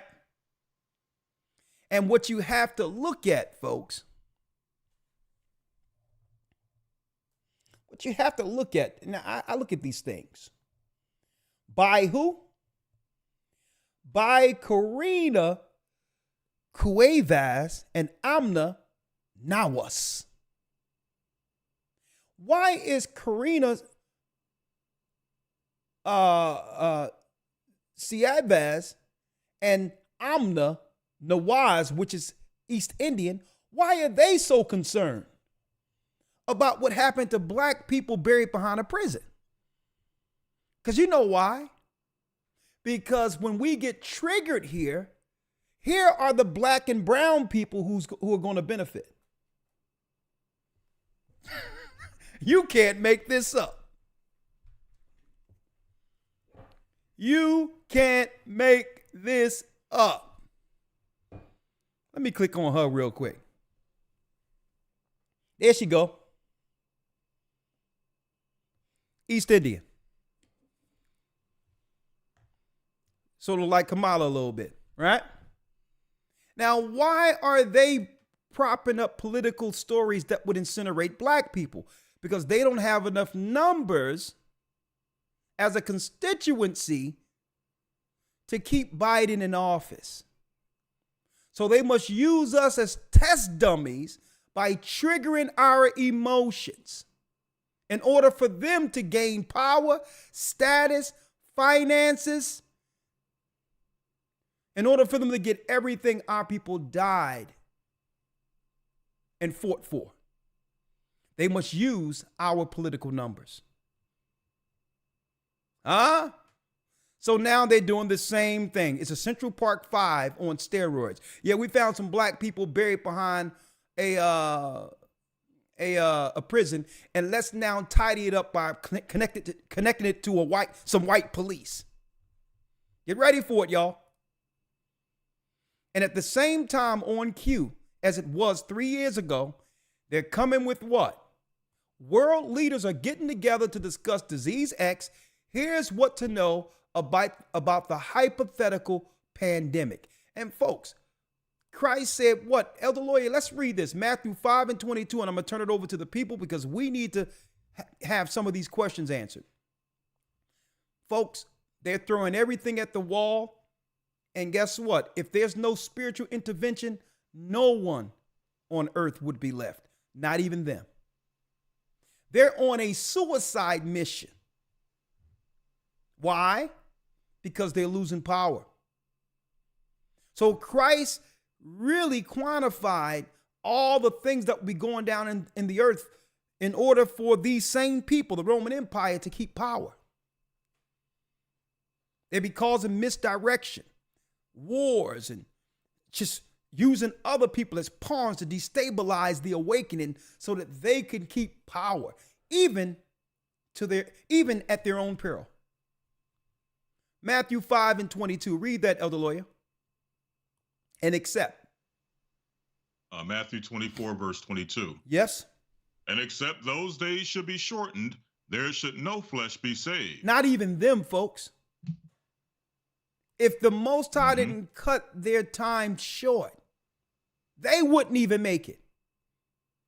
Because I don't know what so-called fallen angel or demon told them that they're going to be able to live on the outside of this earth. Elon Musk must have lied to them. Folks, there is no other place to be. Listen, you're not going to take your space junk out in heaven. It's not going to happen. But they've been convinced that they can destroy this and live someplace else. And that's the only reason they're willing to go through with this. They know that these plans that they have to destroy us can eventually and will eventually destroy the world. They don't care. They're looking at their birth rates and all that. Even Biden said that when he was elected, that we're going to become the minority. Why do you care about that if we're all equal? And that it's all equitable and doesn't matter what race we are or what color we are. Isn't that what you tell us? So why care that your birth rates are plummeted? Because it's been a lie the whole time. And what's going on? We see what's going on. And except those days should be shortened, there should no flesh be saved. They'll destroy everything, the whole earth, before they allow this prophecy to go forth where Jacob, their little brother, gained power. They'll destroy the earth first. And that's why God says he must intervene. But what?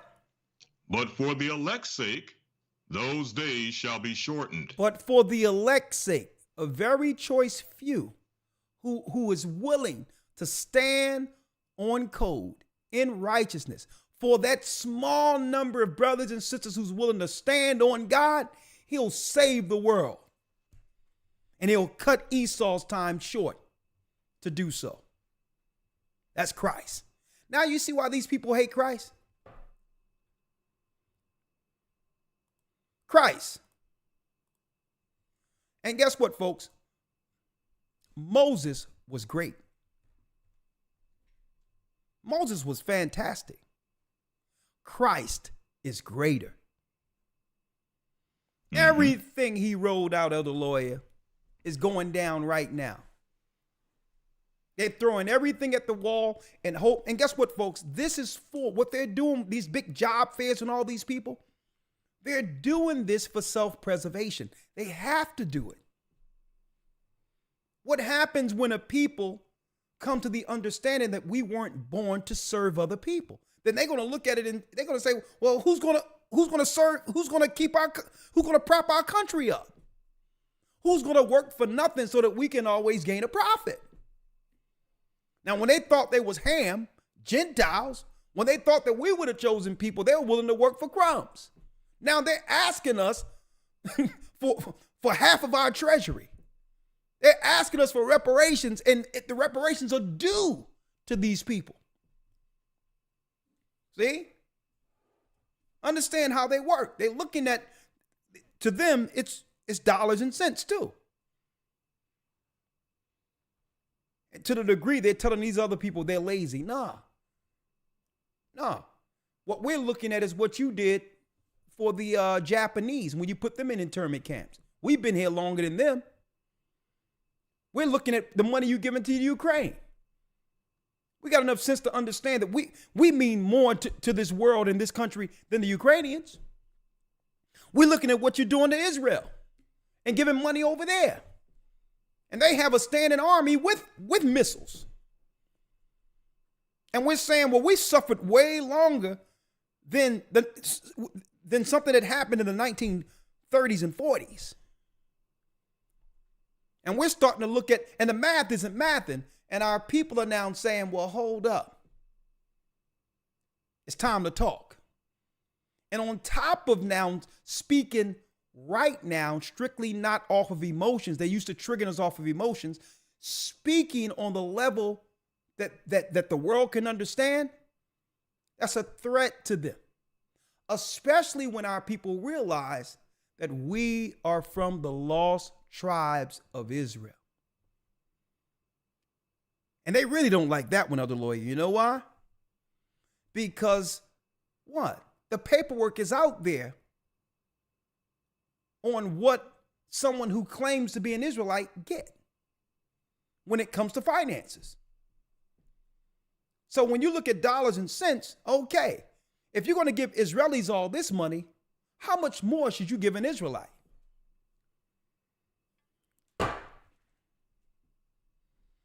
Okay, the paperwork is out there on how much you get if you of Israel, right? So we're going to talk about this today, right? Here's some of the questions I'm posing, Elder Lawyer, right? Mm-hmm. Let me put it out there real quick, right? Number one,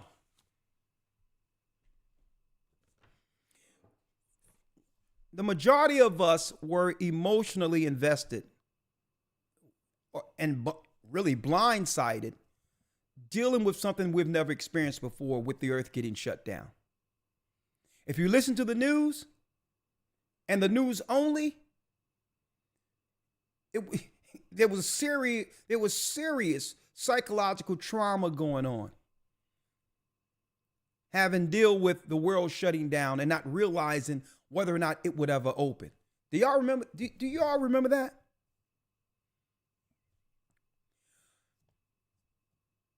What have you noticed different on this side of the pandemic compared to before the world shut down? That's the first question. Second question, what would you do different? What would you do different if it happened again? Just two questions. We're going to leave it there. They're running the same script politically to get our people emotionally triggered over race.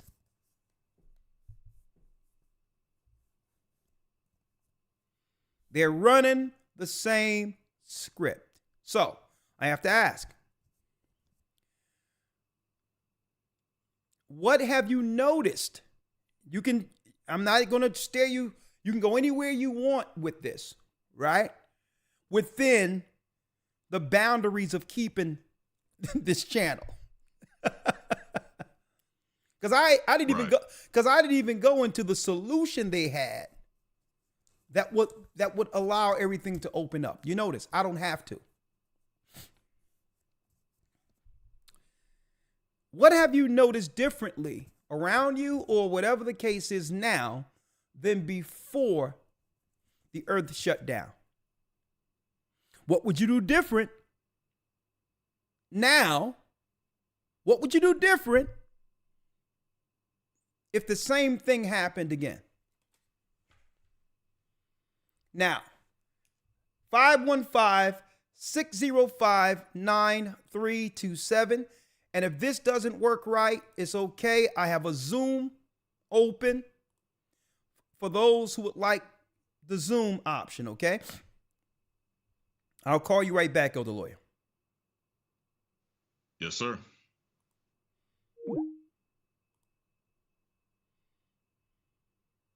And again, week 3 of the Hebrew and Bible Academy, please come in. Please come into the academy. Boy, it's good too. We have the news like you've never seen before, where we give you a biblical perspective through all the news. They'll come out with something and we'll let you know what they're really saying, okay? With Shabbat, it's not like any other news geopolitically on the earth right now. And there's a lot of people who do a good job out there when it comes to just revealing things, like Alex Jones and others. And this is not to speak anything negative. He does a great job in at least bringing forth information that the mainstream won't cover. even redacted. They do a great job. But I'm going to tell you, rarely do you see news with a biblical perspective with it that can give you the inside baseball on what they're thinking to do next. And you can only understand what they're going to do next if you're able to pull out a news article or whatever and see where it fits politically and, above all, prophetically. And that's what the Academy does. We have the news, the Hebrew 101, learn our language, and some of the best lessons you could ever be a part of when it comes to these lessons. 3-4 months, we're only in week 4. If you come in, we'll give you all the other lessons you've missed and the news and all that with the Hebrew. And we have 2 months to go. And best believe something may go down within before this academy is done. So you want to be there because, hey, I heard there's some talk out there with something, unfolding through news-wise, something unfolding news-wise after the Super Bowl. After the Super Bowl, we'll put that out there. We're going to talk about that later. 515-605-9327. Let me call in. Blog Talk Radio.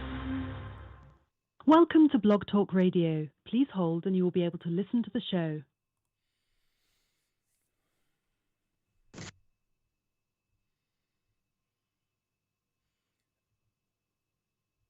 Elder Lawya, you back?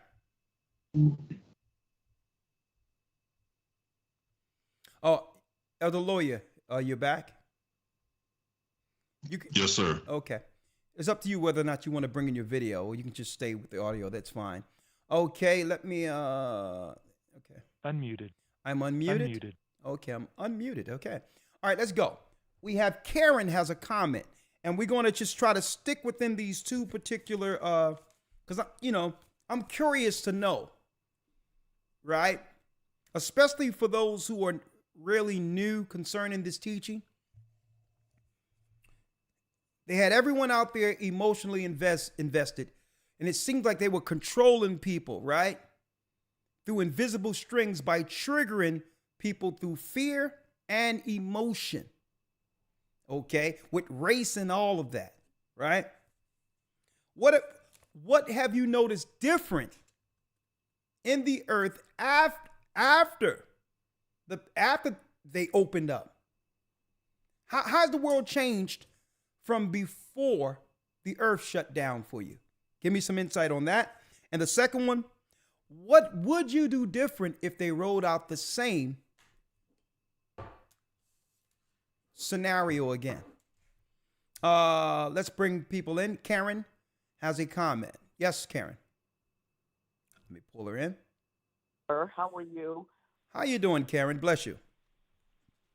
I'm blessed. I'm with the DMV body, and what I have noticed, sir, is that there's more crime, there's more lawlessness, and people are still planning like everything's just going to go on as normal, of course. Well, when you say crime, of course, in the inner city where we came up, there was always crime. But how is this out of the norm compared to what we seen coming up? Like, give me some examples of more crime. What do you mean? More crime, like carjacking, more kids, or are committing crimes that that are just more heinous. You've got a lot of domestic killings, large amounts of people being killed at one time, and all over the country, actually, which I think is just it's just people are just not the love of many has waxed cold, and it just seems like everyone's out for themselves. That's what I've noticed. I mean, it's actually a bit scary. The one thing that I noticed that have changed a lot since after the pandemic is the fact that I live in a suburban neighborhood, and I was like one of the first people that moved into this new community. Been living here over 7 years now, and at first it was Caucasians, and you had your blacks, but now the whole neighborhood is foreigners, East Indians, Africans, Afghans. The whole neighborhood is just it's taken over. You see them now and walking down the sidewalks and everything. That's what I've noticed in my neighborhood. And the other thing, what was the other question that you said? Well, the first one was, what would you do different? What would you do differently compared to what happened before, when it was just the shock of it all?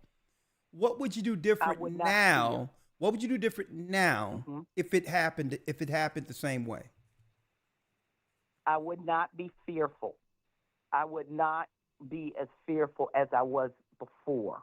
I had fear initially, but once, just leaning on the Most High and continuing to go to the church and being under the leadership of GOCC, it really helped me not be afraid. So that's one huge thing. I would also reach out to my family members to let them know, what this really was. A lot of my family members regretted taking, the medicine. The juice. Because we call it the juice around here. The juice. The juice, because, hindsight 2020. They're like, in everything you said, Elder, that was their excuse. My job, made me do it, Hey, sister, I need it's like on that point, though. You see how when you do things out of fear, and at the end of the day, what you were trying to protect, you will lose anyway. Everyone was doing it for their jobs, and that's what I wanted to show, the irony in this. Now, you did it for your job, but now all these people they're bringing in is to take your jobs anyway. Exactly. Right? That's the irony of it. But go on. Yes, sir. Yeah, and then, just looking at, what's going on in New York and Chicago, and all these people coming here, and they're expecting, stuff that, that we never even got. We never, ever got any of, somebody give us $3,000 to come to it. We, as a people. Yeah. They are our brothers, yes, but, it just seems like a setup to me. Something's not right. Yeah, it's not right, but we're in a good place now. Someone just said, and that's I'm glad. Who's that? Big Jerk Face 78 made a good point. He said, Big Jerk Face 78. I don't like the name, but he want to call himself that. He says, I would be more vocal. And that was a good point. It seemed like everyone was scared. I would too. I think I would too. Yeah, everyone was afraid to say what was on their mind. And no, you can't let the world silence you in a time such as this. And when this is going to change everything, right? So thank you. One other thing I here. Agree. I agree. Because one other point I wanted to bring out here. Matter of fact, I'll say it on the other end. Thank you, sister. I'm gonna place you on hold, okay? Yes, the water, Elder. And I am in the Hebrew Bible Academy, and I thank you and Elder Rawchaa, Elder Lawya, and all the other elders for all you do thank to you. Keep everyone righteous. I really do appreciate that. Thank you, sister, and bless you. Bless you. One thing that I wanted to point out, Elder Lawya, when it says the love of many shall wax cold. I seen an article that I'm going to use at the roundtable discussion we have in the academy when it comes to relationships, right? And an article in White Papers, and they talk about this, the volatility that comes when the number of marriages begin to come down within a society. the volatility of a society. Why? The majority of the caring to sustain a society comes from one's love of husband, wife, children, right? Right. This is why you're willing to protect a country, because your family lives there, right?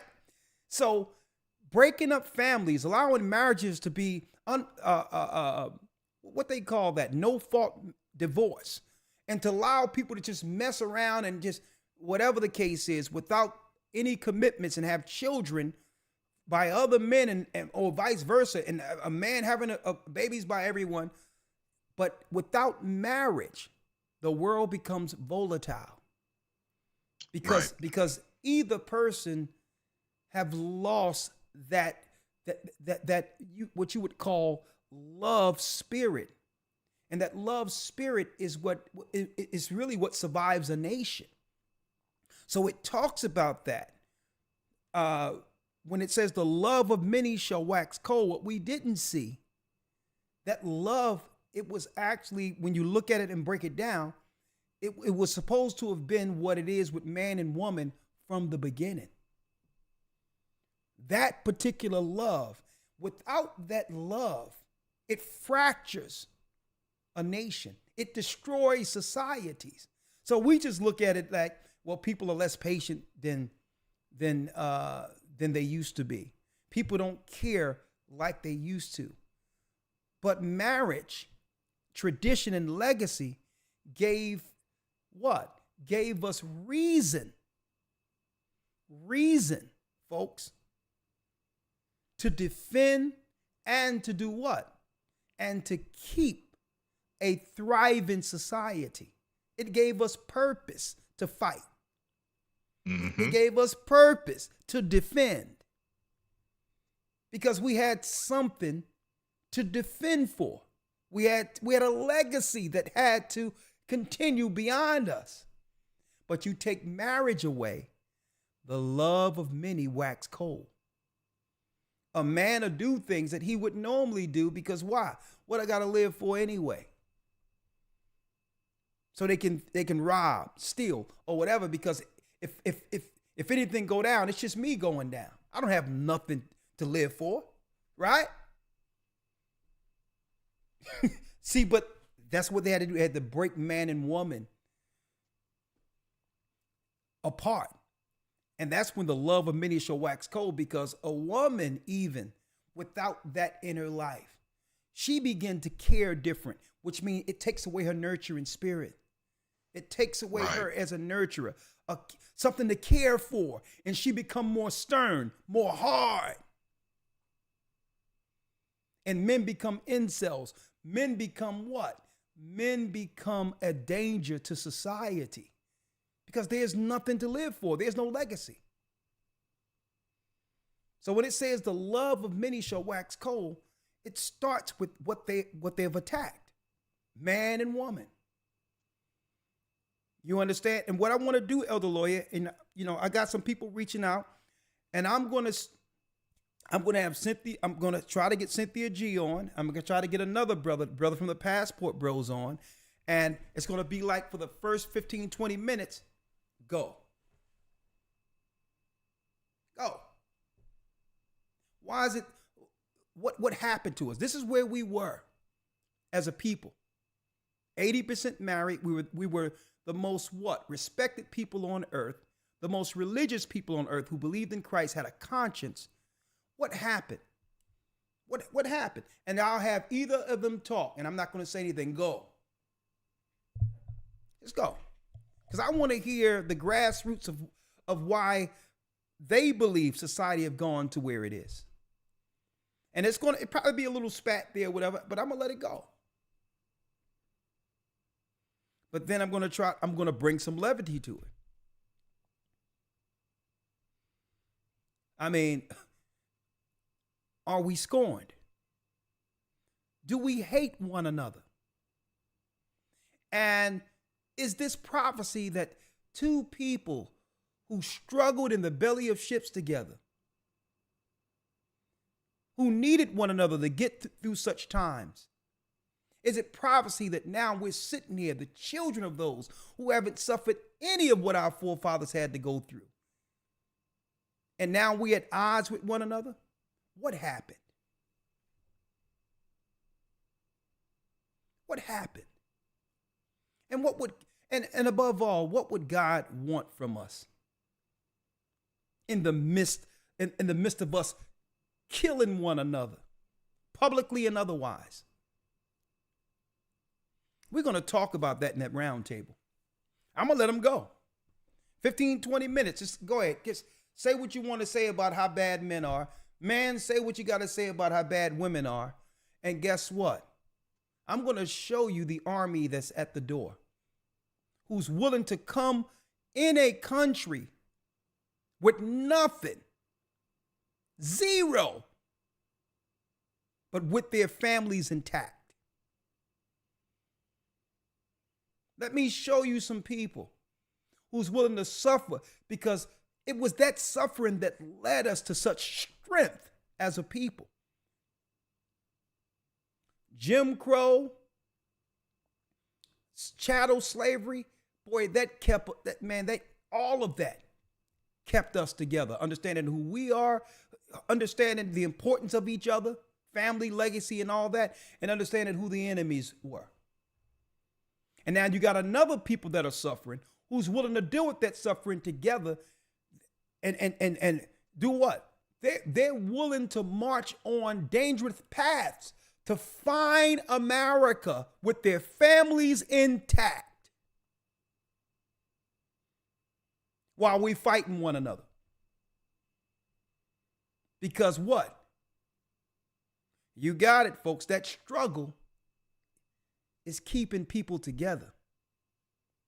That struggle together is keeping them because there's a hope for something greater if they stick together. And that's what we've lost as a people. That's what America lost. Right? So I'm not going to be there to scorn someone. I'm not going to say, well, you right, you wrong. Go ahead, have it out. Now, what are you going to do about the enemy at the door? What are you going to do about getting fully financially decimated while they are paying other nations like mercenaries to do what? To dissolve us out of society. While you're arguing, while we're coming against one another, the replacements are here. What are we going to do about this? Right? Let's go down the line. Down the line, 224 area code. Hey, Shalom, Elder. How you doing, sir? Your name? This is Brother Jacob. Can you put it on pause? Brother who? Yes, sir. Brother Jacob. Okay, Yaikwab, how are you? The floor is yours. I'm all. Yes, sir. You said Eve was the first witch. Do you have any proof of this? Any books? What, Eve was the first? Yeah, the first witch. When I say the first witch, you have to understand the tenets of a witch. The witch is one who would give the potion to the innocent. That's the definition of the original witch. And the witches, in their records write that Eve was the first witch. And they used the poison apple as the I would say as the example of that, the poisoned apple, which was a way witches used to utilize and get rid of their enemies. But it wasn't an apple. We know it's not an apple. The witches used poison apples, but they used a poison apple to claim that this is what Eve utilized to take power. And really, that's what it's about. Feminists, the whole feminist movement is about taking power from the man. It's Eve empowered over Adam. This is how she took power. Okay.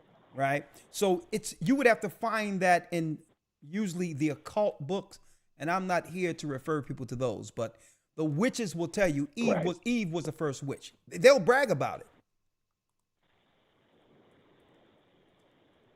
So when they saying that, they saying she was the first woman to take power from men, or she was the first one to get the knowledge on how to do evil? No, what they're framing is that she wasn't a self-proclaimed witch. Let me make that clear, right? She Right. wasn't self-proclaimed. She was sorry for hurting Adam, hurting herself.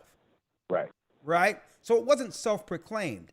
This is how witches are misusing what happened with Eve. Witches declare Eve because she was able to poison her man and take power. She's like what you would call, she's really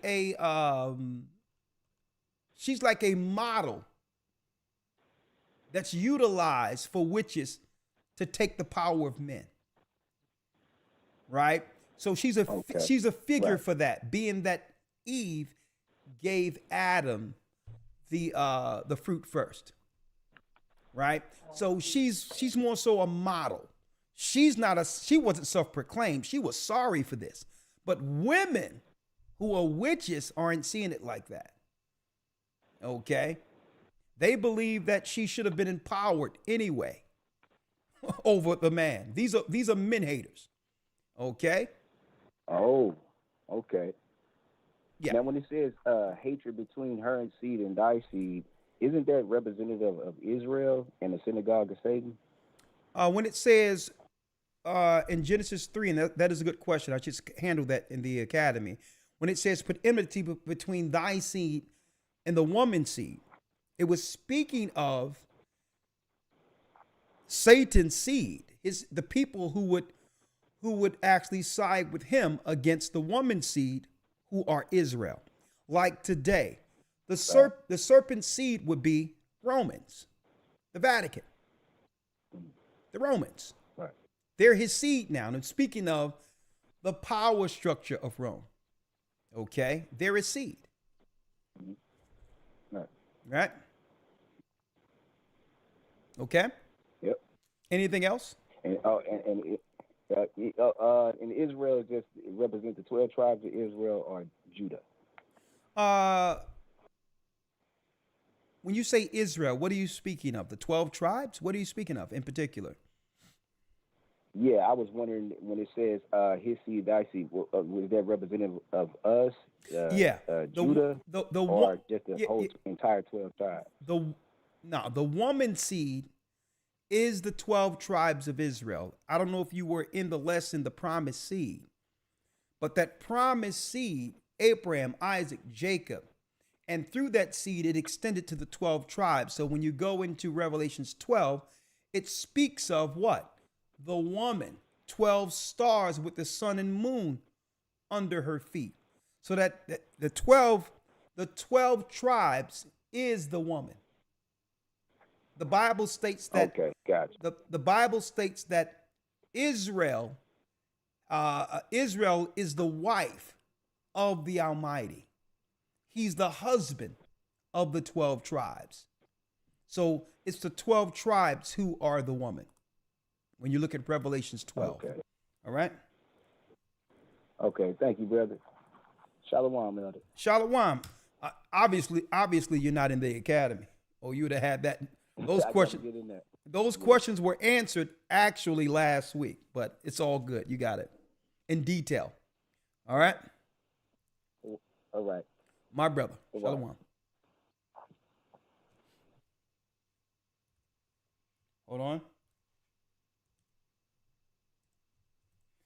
All right. I'm going to see if I can, while I'm getting these calls together, I'm going to see if there's an option to drop the Zoom real quick. Hold on. See if there's an option to at least drop the Zoom. Okay, yeah. I'm connecting now. Hold on. Join with computer. All right. Let's see here. That's the speaker and microphone. All right, one moment.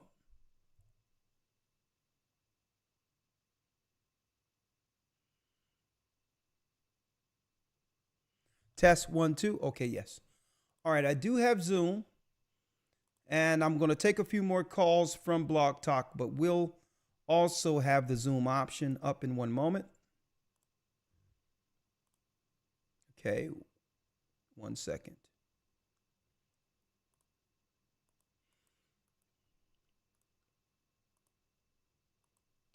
Okay, I have that there.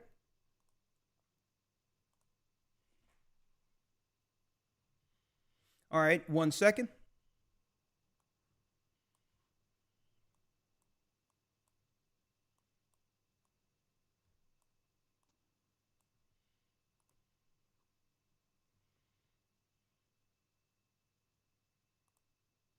All right, we're going to take some Zoom calls and some more Blog Talk calls in a moment. I'll be back in 1 minute. The Bible. Is it hard to understand? When it comes to reading the Bible, the first thing that comes to mind is the fact that this is the Word of God. The seals have been broken, and the truth is here. And when we go throughout the scriptures, when we go throughout extra biblical records, we find that the language that God employed, that He used to create the heavens and the earth, was the Hebrew language. Christ said, I came for the lost sheep of the house of Israel. But yet no one, no religious leader, no religious church out there anywhere can now identify the 12 tribes of Israel. Can we? God is quite simple, but it seems as if man makes understanding Him hard. What are those mysteries? The truth of your book. All right. And the truth. And the truth will make you free. The Hebrew and Bible Academy. You're invited. You are invited, my brothers and sisters. You are invited.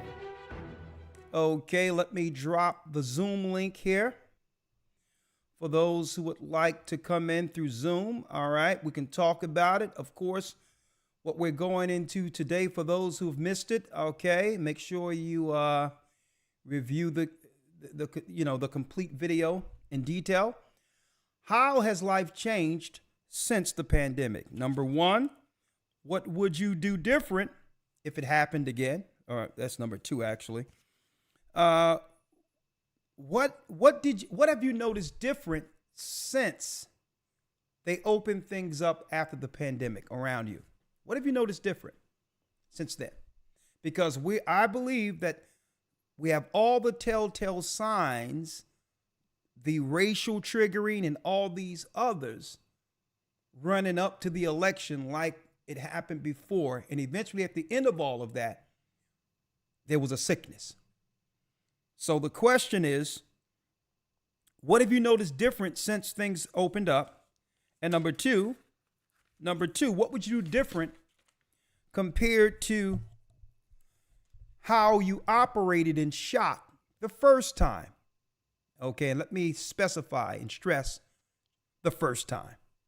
Okay, so, all right, I did open up the Zoom, so let's see here.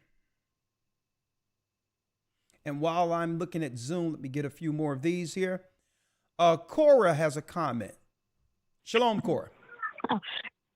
Shalom, Elder. Well, as the answer to the first question, I really haven't noticed anything different now that things have opened up back up, except the restrictions are gone. There's no more lines to get into the grocery store or any other stores, and you don't have to wear mask or anything.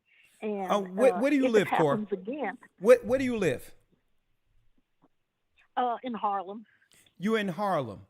So you probably didn't notice this more so than other people or other cities who aren't used to such diverse races and all that. But in Harlem, you don't see an inordinate number of foreigners in Harlem compared to times past. Well, I've only been in Harlem a couple of years. I just moved to New York in 2011. Before that, I was living in St. Louis, and I noticed there was more popularity in St. Louis. It was just more black and white was when I came to New York. It was kind of a melding. There's black and then Hispanics and then whites, and it wasn't as polarized as it was back in St. Louis. Okay, so you haven't seen much of a difference in Harlem. No, the only thing I noticed in Harlem is a few years ago, before the pandemic, I said to my daughter, I said, I'm seeing too many white folks running around Harlem. Harlem is supposed to be a black neighborhood. And she said, she made mention of the same thing. But other than that, in the past year since 2020, I haven't really noticed anything different. Okay. All right. Okay. Well, let me ask you. Let me ask you the other question. Okay, that's fine. Okay. Initially, there was a great shock. Think about what happened during that time, and what would you do differently now that you know? Now that you've experienced it the first time, what would you do differently, if anything? Well, I can't think of anything. I just followed the regulations, the rules of having to do what you have to do. Like you had to wear a mask on the bus. You had to wear a mask to get in the grocery stores. And I know, but like that. What I'm asking is, think about what you did. Listen to my question. What would you do differently? Or you would just do the same? Well, differently, doing the same, I would just follow all the regulations that you have to do. Now, I didn't particularly listen to everything they said, because when they said, don't go outside without a mask. Well, I wore the mask because you had to have it to get on the bus. But the minute I stepped off the bus and those doors closed, I didn't listen to what they said. I snatched that mask off and breathed God's good air, walking all the way home from the bus stop. Okay. And they talked about stay in your house. Well, I went out in the backyard. I was living on Staten Island at the time. I went out in the backyard and got me some sunshine and my vitamin D and breathed God's good air. Good for you. I didn't sit in the house. All right. I didn't sit in the well, house. thank you, Cora. I'll see you on Patreon this Friday, okay? Okay, sure will. Thank you. Bless you. Bless you. And in the academy. Okay. And thank in the academy you. also. Bless you. Bless you. Okay. All right. Okay. There goes Sister Cora. All right. I'm going to try this. We're still a little thick in here. We're over 2,000. So, all right. Kayum has a comment. Shalom, Elder. Shalom, Kayum. What say you? Yeah, all praise to the Most High. Hiya. Elder. Yes, sir. Shoot, if you're an Asian elder, your severance pay is on the way in the mail, and they're going to say, listen, we don't need you to do this no more. Let me tell you, boy, I'm like, Lord. Yes, hey, listen, they called Christ Beelzebub, so that's a few notches. I'm a few notches down from that. I'm CIA. Yes. Yes, sir. But go on, I'm listening. Elder, what I noticed, yes, sir, it's been a lot of Gentiles from other countries in different places like Walmart asking for money, and and they just they just look like they're up to something. And then when people don't give them money, they get this look like they just I can't wait to do what they're gonna do to you, they just have this type of weird vibe they give. So you're noticing a negative disposition on some of these people that have shown up. Yes, sir. Yes, sir. It's like they ask for money. Then when people don't give them none, they got this look in there, and you could just feel a spirit on them that they have some type of hate for just the people here. Period. No matter they just have a hate. And also, I noticed a lot of smoke shops. It's like even more so than what it was before. It's like it'd be like two in one area. So it's like I guess they try to give some of the people something to comfort of what they end up doing to themselves by not listening. Also, Elder, I noticed a lot of funny light poles, meaning the five things. You're talking about those purple lights. Those purple lights. Yes, sir. Interesting. Yes, sir. I noticed a lot of them. Yes, sir. And Elder, I know. No, let me ask you yes, this, sir. because you telling me all you noticed, but I got to get right to it, right? I need to ask you because we got a lot of people lined up in a few videos too. Let me ask you. There was an initial shock when everything shut down. I don't know how long you've been in this, but when it all happened, many people were making decisions strictly off of fear, shock, jobs, whatever the case might be. Today, if it happened, what would you do differently compared to Elder, initially? I would do the same thing. But I think I would have handled my anxiety a little bit better, because what happened with me is I was waiting to hear from the church. You know what I mean? I wasn't gonna make no moves, do nothing different than what I was doing by studying the word and listen and watching old videos. I was waiting for the church, but my anxiety was there because I was thinking like they're trying to kill us, and I was like, oh man! And I was remembering all the videos, even the videos with young Lawya was young, you know what I mean, and with the Bible in his hand looking around. I remember them videos, Elder. I was like, man, Elder was saying this. Oh, they trying to kill us. And I'm like, man, where's Elder? Where's the church? And then y'all finally came with a broadcast, and Elder, the anxiety was gone. Look at that. You know what I mean? But I would do nothing different. I would just make sure I control my anxiety. Exactly. No fear, no anxiety, just know overall the Most High have it, right? So I'm glad. Believe it or not, I think the Most High that I was there to be, to some degree, a calming mechanism through all of that, right? In the midst of all the fear and all these others, to be used as a just a common component during that time of confusion that was out there, or indecision. I thank the Most High, because and not only that, what you didn't see, and I'm glad what you didn't see, and people were looking, at no time did you see us acquiesce. You didn't see a change in us, and you definitely didn't see fear in us, right? And privately, I even told the leaders, the bishops, deacons, and all that, privately, one-on-one. I'm like, everyone is looking to you in time of crisis, and they know when you're scared, right? And if you're scared, you may have different functions within the church, but that's not your function. If you're showing fear before the people, they're looking at you to be the stabilizer. They're not looking at you to run behind them. And if they see you're not all right, they will not be all right. And the example I can give people is the situation when Christ was on the ship and the disciples were afraid.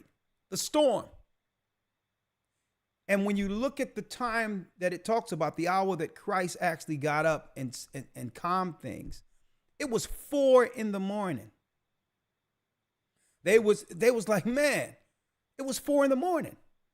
Dark, lightning coming down, the thing tilting, water's all over the place. And Christ was in the corner asleep. And they says, Christ, you need to get up. We're going to die here. Right? And Christ looked at them and said, listen, what I'm going to do with you guys, man? What am I? Listen, you have to strengthen your faith. You got to be better than this.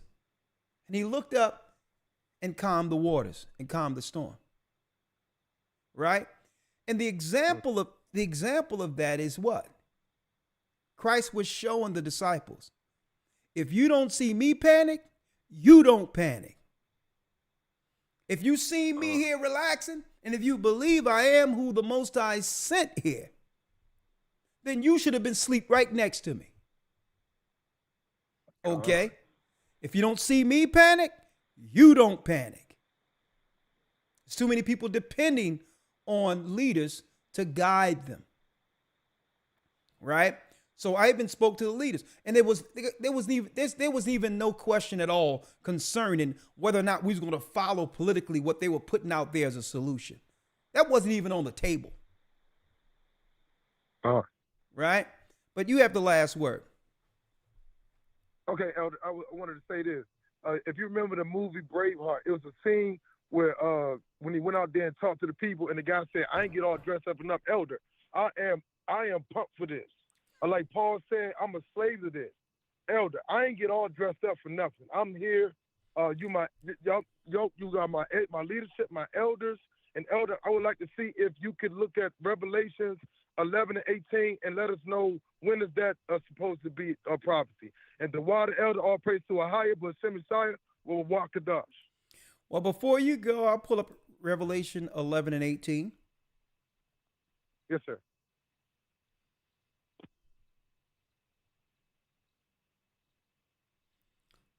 So you're getting specific. You're asking when. Yes, sir.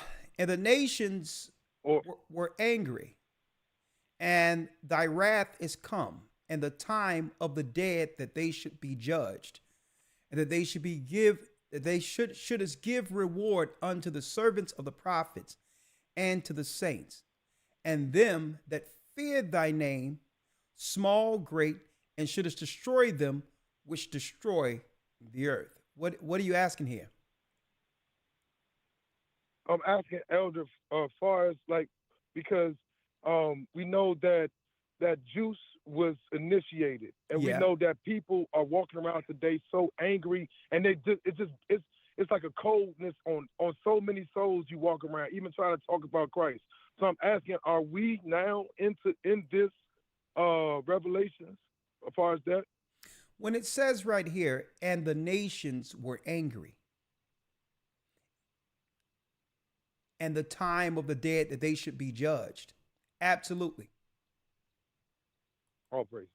You have people walking around, and these are those who've made those decisions and all that, and they're walking around, with an attitude, with a problem, to be triggered against the righteous.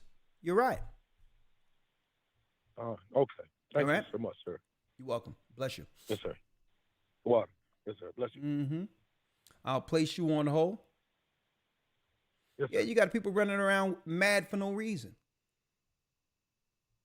Right? And they have a reason,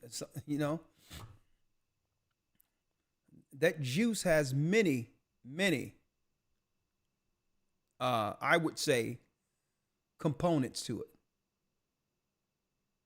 Right? That juice has many things to it. Amber Mathis. Okay. Amber Mathis.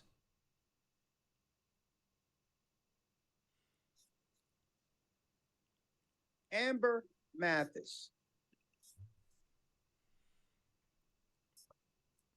Hi, Elder. How you doing? Turn me off in the background, please, Amber. Okay. Am I turned off? Hold on. Hi, Elder. How you doing? Turn me off in the background, please. Yeah, just turn down the volume on your device. Okay. Right? Is that better? Yeah, that's better. How are you, Amber? I'm doing well. How are you? I'm blessed by the Almighty. Talk to me. So I'm so nervous. That's so crazy. How old are you, Amber? How old are you?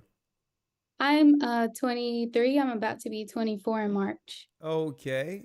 City and state. I mean, here it is. Nice young daughter of Zion, modest. I'm looking at you, your natural face, and that's what's going on right there. That's good. Okay. Thank you. Modest, humble. Don't let the world change you into anything different. You're doing good the way you are, okay? Yes, sir. All right. So talk to me, Amber. What city or state? Give me that again. Currently, I'm in Mobile, Alabama. I'm in medical school, so sometimes it's a bit challenging to Taxing, yeah. Yeah, and also on Sabbath when you were like they put our sisters in white coats and pat them on the head. I was like, dang. Sister, that was generally speaking. I'm not speaking. Listen, if you got a job to do your job, but But how did that make you feel? Why did you feel what? Ashamed?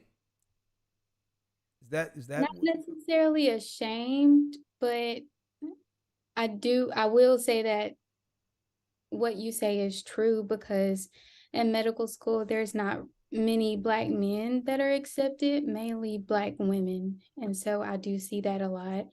and why And do you think that is? honestly, I don't know. Most of the people that get accepted into the school that I'm in get accepted through a pipeline program, but now Okay. that they done away with like affirmative action, there's not many people that will probably get accepted. So they're trying to move around and pivot to get more people in. Typically, each class is about 10% Black, and The rest, yeah, everyone else, everyone else is probably majority white. Asian, We do have East some Indian, Asians, East Indians, yes, sir. and the Black man is extinct. We have 2 Black men in our class of 77 Of the nurses. of medical school. Okay, medical school, is that doctor, nurses, what? Yes, sir. It's to become a doctor. Okay, great. So so you are actually in school to become a doctor? Yes, Or, sir. I'm a second year medical student. well, sister, do your thing. Don't get frustrated. Yes, Don't sir. worry about it. You're doing a good job. We need some people on the inside who can actually do what you do. Okay, you'll come in with the most I training you for. I told my son the same thing. He says, "Dad," my son, he was in Penn State, and he was telling me, "Dad, they talking about some stuff about about Zoroastrian studies and all these other things." I'm like, "Son, listen, throw that crap out.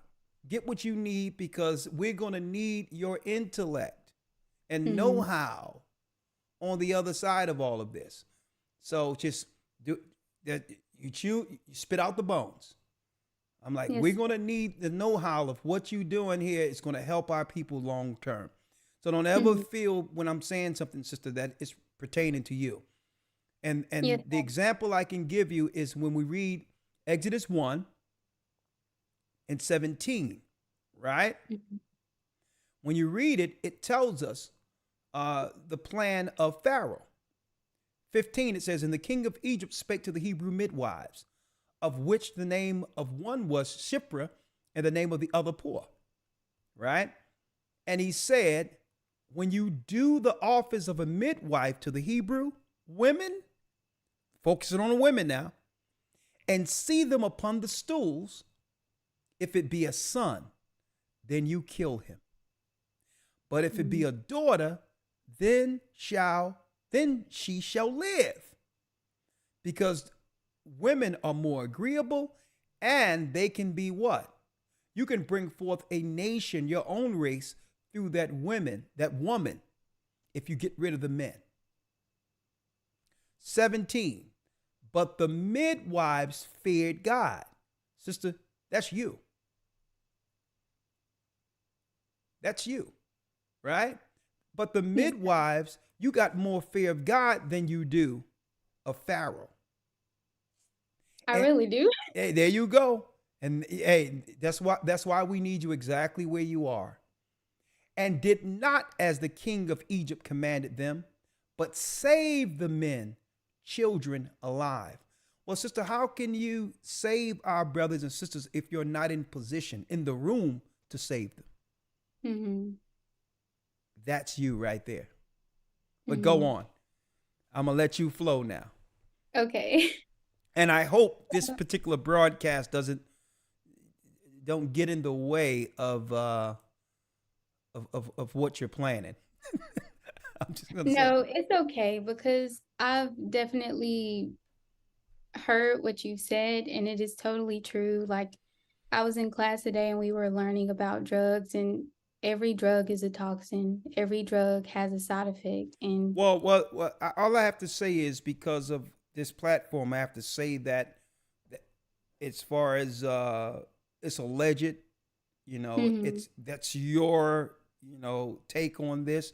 I'm a Bible man, and they said that they don't want me talking about anything medically to a degree where it shines some negative. Keep in mind, the majority of the advertisement comes up today, it's through some pharmaceutical. So, so the pharmaceuticals have a stronghold on these particular platforms. So just, Okay. But you're saying that a lot of things you've figured out, there's some toxins happening, but go on. That's what you said. Go ahead. So, in my point of view, I've tried to learn more about what we're not taught, which is more like herbal medicine or like preventative medicine. That's really what I want to go into, and do like family medicine, learning how to take care of like kids to elders, things of that nature. Specifically preventative care, because it's just too much. But currently both my mother and father have passed away from cancer. I'm so sorry. And I've been in the truth for 1 year. I haven't been baptized yet, but I would really love to get baptized. There's really no body in Alabama, so probably the closest one is in Atlanta. You in Mobile? Yes. Okay, we're setting up a church in Mobile, Alabama soon, but we will get you baptized before that. But there will be a church in Mobile soon. All right? Okay. Can you do me a favor, sister, and send your email? Go same thing, gatheringas1, @AOL.com. Okay. And sisters with your expertise is needed. There's so many things I want to talk to you about, even the cancer side of things. I would like to discuss a few things with you.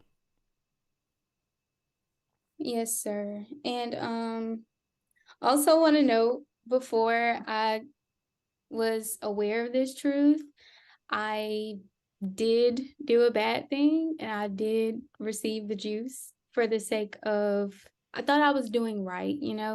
My mom was alive at the time, so she was like, compromised. So I thought I was protecting her. Well, don't feel no guilt on that. You don't know. The Bible says, in times past, he winked in our ignorance. You didn't know any better. Please don't put that on you. Please don't walk around. That's too heavy a burden.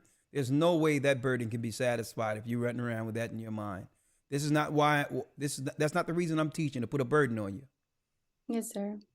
All right. Nothing is your fault. It's all in the hands of the Most High. They're with the Most High, and you're working on this side to see him again. All right. Don't put that on you. It's too much. Yes, sir. All right. Now, the whole thing is have you felt a difference within yourself since making those choices? Or you feel fine? I have. I feel like mentally, I probably went through a stage. I'm very self-aware, so I know when things are changing, when I feel like anxious or I'm starting to feel depressed. And so I remember you talking before about trying to, I guess, cleanse. Well, okay. Well, sister, I can't talk too much about that right here because of this thing here. Are you on Patreon? Yes. Okay. Patreon, I'll bring you on and we'll discuss everything. Okay. This Friday, I'll bring you on first. We'll discuss everything. But in the meantime, send an email, gatheringas1, @AOL.com, sisters, so we can connect you with the body, help strengthen you, and know that you're not alone, sister. And I'm going to personally put out a prayer for you and help you through whatever choices you've made. Don't worry about it. I mean, I know right now you feel alone in this world, but sister, you have us. Okay? Thank you. All right? Bless you. This Friday, don't forget, okay? Yes, sir. Thank you, Amber. Bless you. Thank you. That's a blessed daughter of Zion. A blessed daughter of Zion.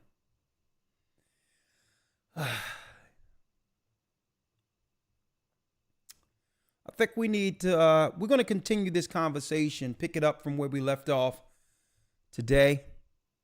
And we're going to continue this conversation going into Patreon. How has life changed since the pandemic? Part 2 on Patreon this coming. I'll start on YouTube and segue to Patreon this Friday. Stuart has a comment. Stuart.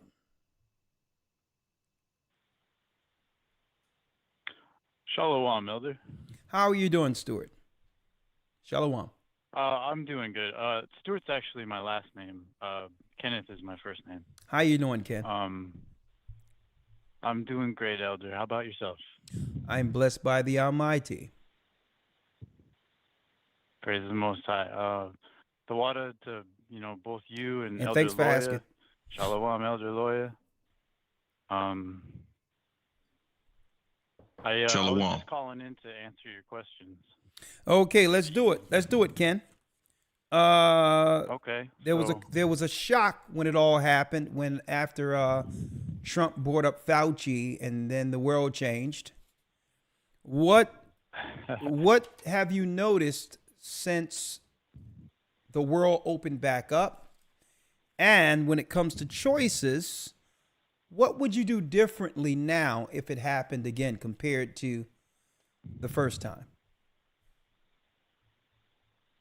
Okay, so let's dive in. So I'd say the biggest thing that I noticed since the pandemic was that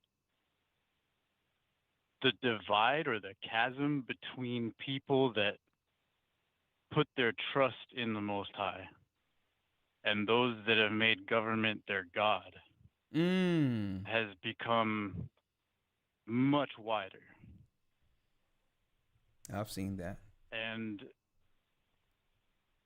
on top of seeing more people from the other nations here within our society, more and more so, I've noticed that people are more willing to speak openly about what they put their trust in. So, like, if, for example, I bring up what I think my theory is behind on something, people are more willing to have that conversation than before. Okay. Interesting. And then secondly, to answer your second question, what I would do differently? Well, I wasn't even in the church when all of that went down. Okay. I came in about the end of 2021. So things had already kind of settled as far as all the mandates and everything. And what I would do differently is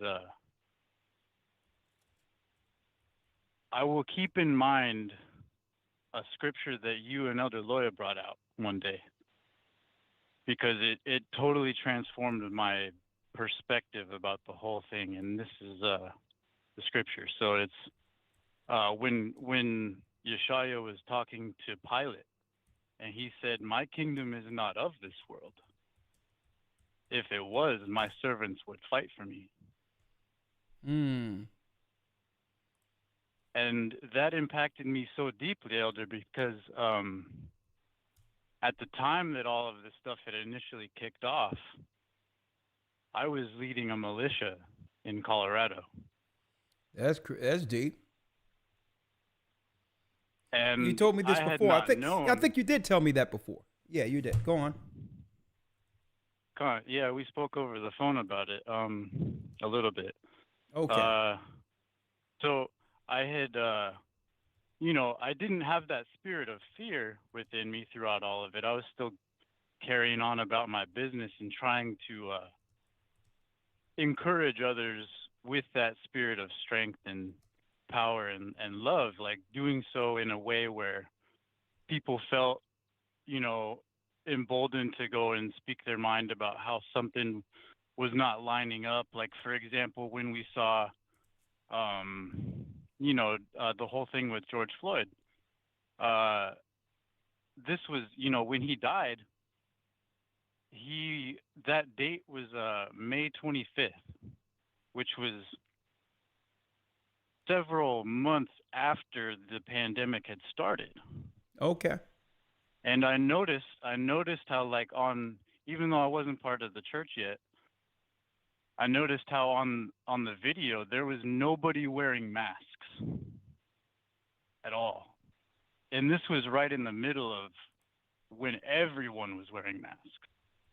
Okay.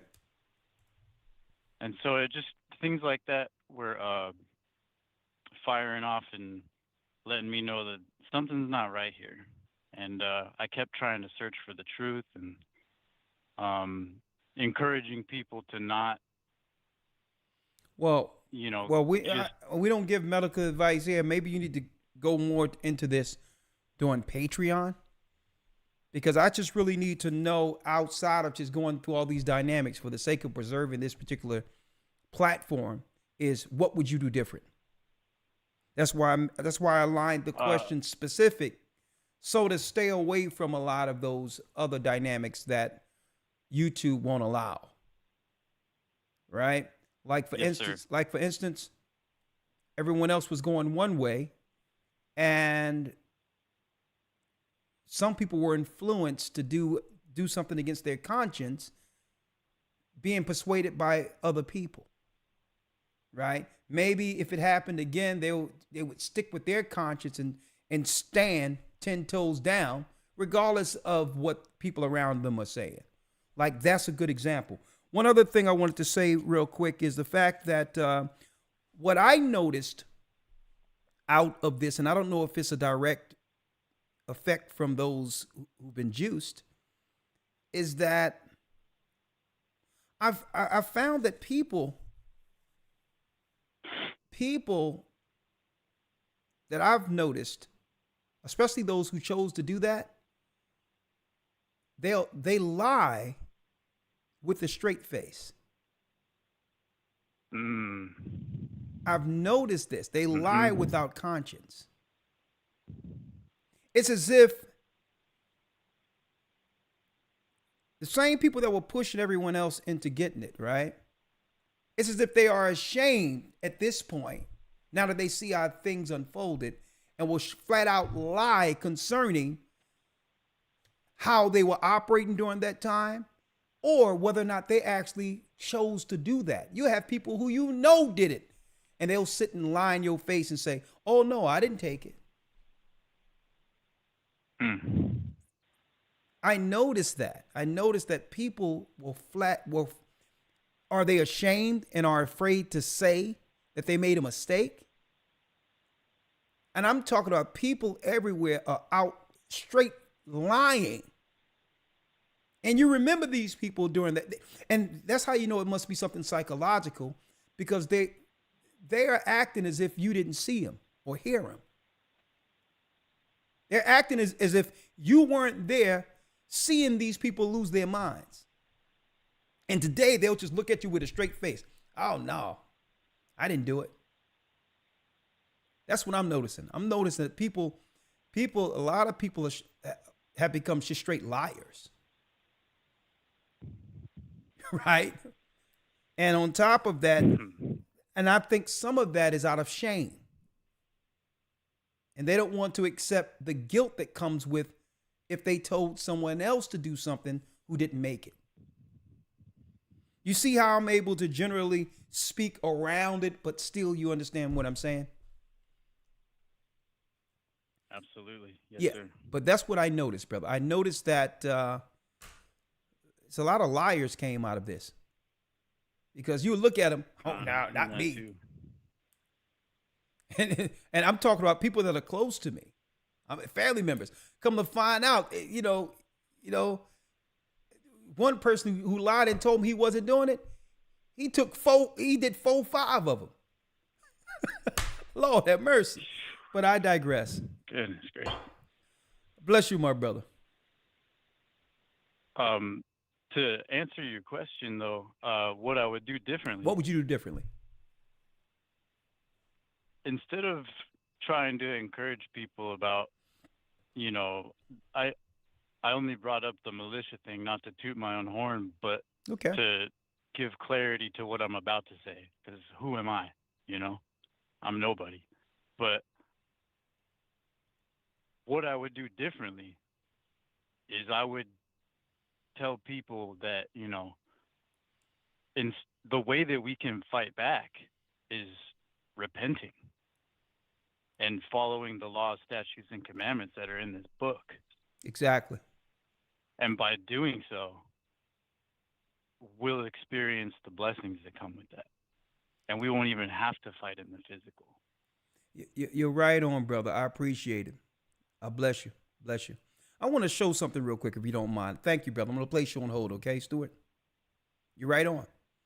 Rawchaa, Elder Rawchaa. The Wadi says he would be more vocal and tell people there's a judgment here. It's time to repent. Why are we more afraid of what the world is bringing forth and not the wrath of God? Okay, who has the power to kill what? Our soul and our spirit in hell. It seems like we have more fear of the Most High than we do. Now, we do the powers that be. I need y'all to see this real quick, folks. I need y'all to see this real quick because I'm going to show you how deep this is. There was a brother who called me in the midst of the pandemic, right? A brother, right? When I say a brother, you know, he was Esau. He told me he was Esau, right? Now, listen, I have no problem with that. We teach all nations. But I'm going to show y'all, brothers and sisters, how the enemy can work. A brother called the church number out of nowhere and reached me and said, Elder Rawchaa, he says, I've been in this truth for a long time, and I know that we're at the end of this. And I've been watching you online for a while. I want to be baptized, right? I want to send some help to the church or whatever the case might be. And I'm like, brother, if you want to support the church, you can do that. It doesn't mean nothing to me, right? If you're going to do it, right? He says, but there's a lot going down and I want to leave. I want to go someplace, take my mother, probably go into the Fiji Islands, and I got somebody where I can negotiate a boat and maybe me and her can get off the boat and because they may shut the country down. I said, brother, I don't know who you are, right? I say, brother, I don't know who you are, right? But if you want to be baptized and operate the church, I got a brother, an elder named Elder Rawchaa in California. Listen.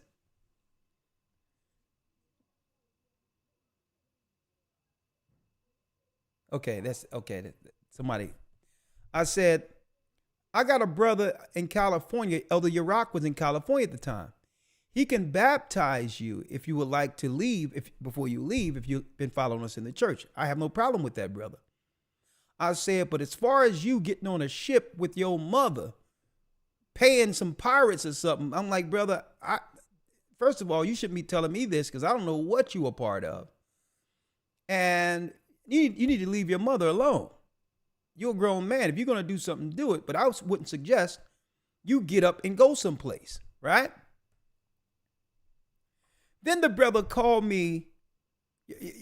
Elder Rawchaa calls me, right? Elder Rawchaa says, Elder, you sent the brother to be baptized? I said, yes. And he says, the brother's name is Matthew? I says, yes. He says, there's this weird character who have a higher tattooed on his head asking for baptism. Now, folks, if you think that's strange, you need to stick around for a second. I said, maybe, is that the brother I talked? I'm like, listen, send that brother somewhere else, right? You got to go somewhere else or whatever the case is, whatever. He can't be around us. Something is weird about this guy. Next thing you know, the brother called me a couple of weeks later and said, Elder, you need to get on board because the jab is the mark of the beast. And I said, brother, it's not the mark of the beast because you can still buy or sell without it. Now, as far as the church is concerned, we have scriptural protocol with exemptions against anything because we are naturalists and only believe in the laws of the Bible. And our bodies can only receive what's within the clean dietary laws, and that's our strict religious adherence. But brother, that's not the mark of the beast. This brother goes off on me. Right? He goes off. I'm like, brother, listen. He says, anything I've sent, brother, anything you send, you tell me what it is, and I will send it. The church administration to send it right back to you.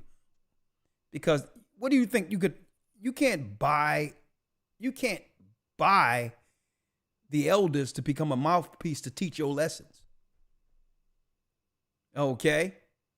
You can get your own YouTube page and teach whatever you're saying, but you can't pay me to become your mouthpiece, sir. Tell me how much you sent and it goes right back to you. And then he falls off the end of the earth, never hear from him. Why am I going into this? Then CNN, after almost 3-4 months, who is on CNN? And that's why you have to be very careful, brothers and sisters. Who is on CNN? Fair use. We were out of town. We came back from Chicago. He was gone. Abigail and John Danian haven't seen their son Isaac since September of 2020. That's when they say he ran off to Hawaii to follow his so-called guru. I've known about the end times for many years. Look at that. That guru, Matthew Mello. He goes by the name Mordecai Eleazar on social media, including his YouTube channel, where he offers sermons about what he said. Look at that, folks.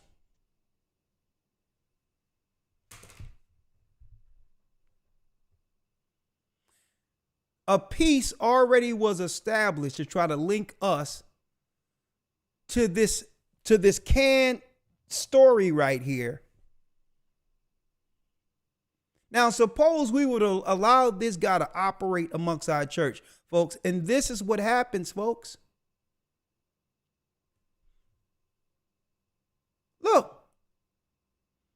Look at this canned story. Look.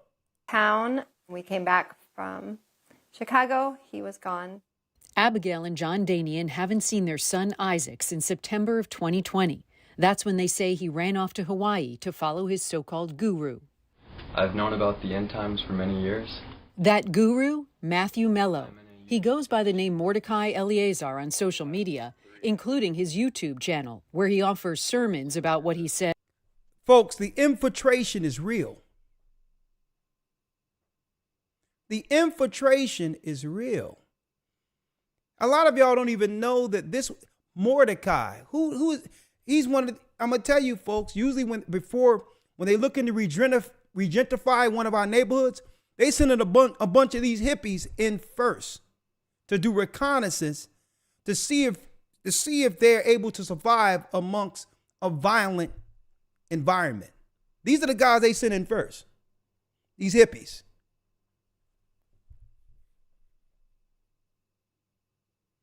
Yeah, a straight setup. See that? Now, these are the things that I was balancing the whole time when things were shut down. I'm like, brother, you got the wrong one. He wanted me to get online and teach that was the mark of the beast. Folks. And now this canned story comes out where a guy ended up trying to run to Hawaii with him. Now suppose they could have attached the church to that.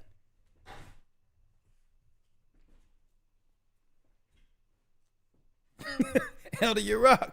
Don't forget, he was way in California somewhere. If somebody want to be baptized, we can't deny them water. But Rawchaa said some satanic weirdos is showing up. I'm like, man, listen, tell that brother all praises to whatever he's dealing with, that he can kick the proverbial rocks, because we don't want to be attached. There's so many things going on in the earth today. We have to steer our people directly, and we do not need distractions.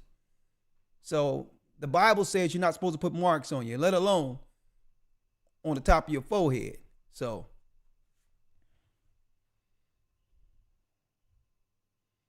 right. So folks, it's real. Well, I apologize because we're so late, right? And maybe I can take one more for Zoom. I'm sorry I have to end the Skype right now. I got to end the Blog Talk, unfortunately. But if you're on Blog Talk, please call back Friday and we'll pick it up part 2. Thank you for using Blog Talk Radio. Because I would love to hear your testimonies, okay? And I'll take one more. Before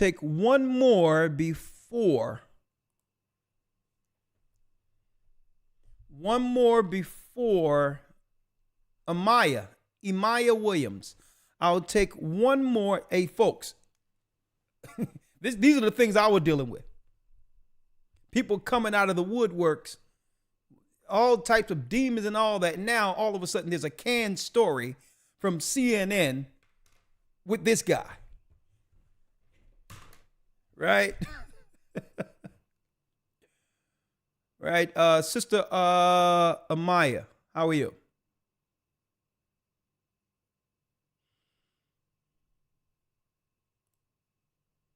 Amaya. Amia or Amaya? Okay, we'll wait for your audio, sister. Hello? Your audio is good. I'm here. Sorry. How you doing, Amaya? You're the last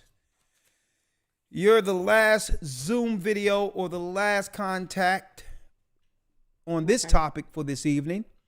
What say Shalom, sister? Where you from, Amaya? Texas. Oh, okay. What part of Texas? What city? What city? Oh, I'm in Denison. I'm like about 70 miles from Dallas. Oh, okay, great. All right. Now we all know we all went through it when all that happened and things were shut down. So I'm going to ask the same two questions. What did you notice differently after you came out of that, after they opened up the doors and said that we can all go out, like adults now?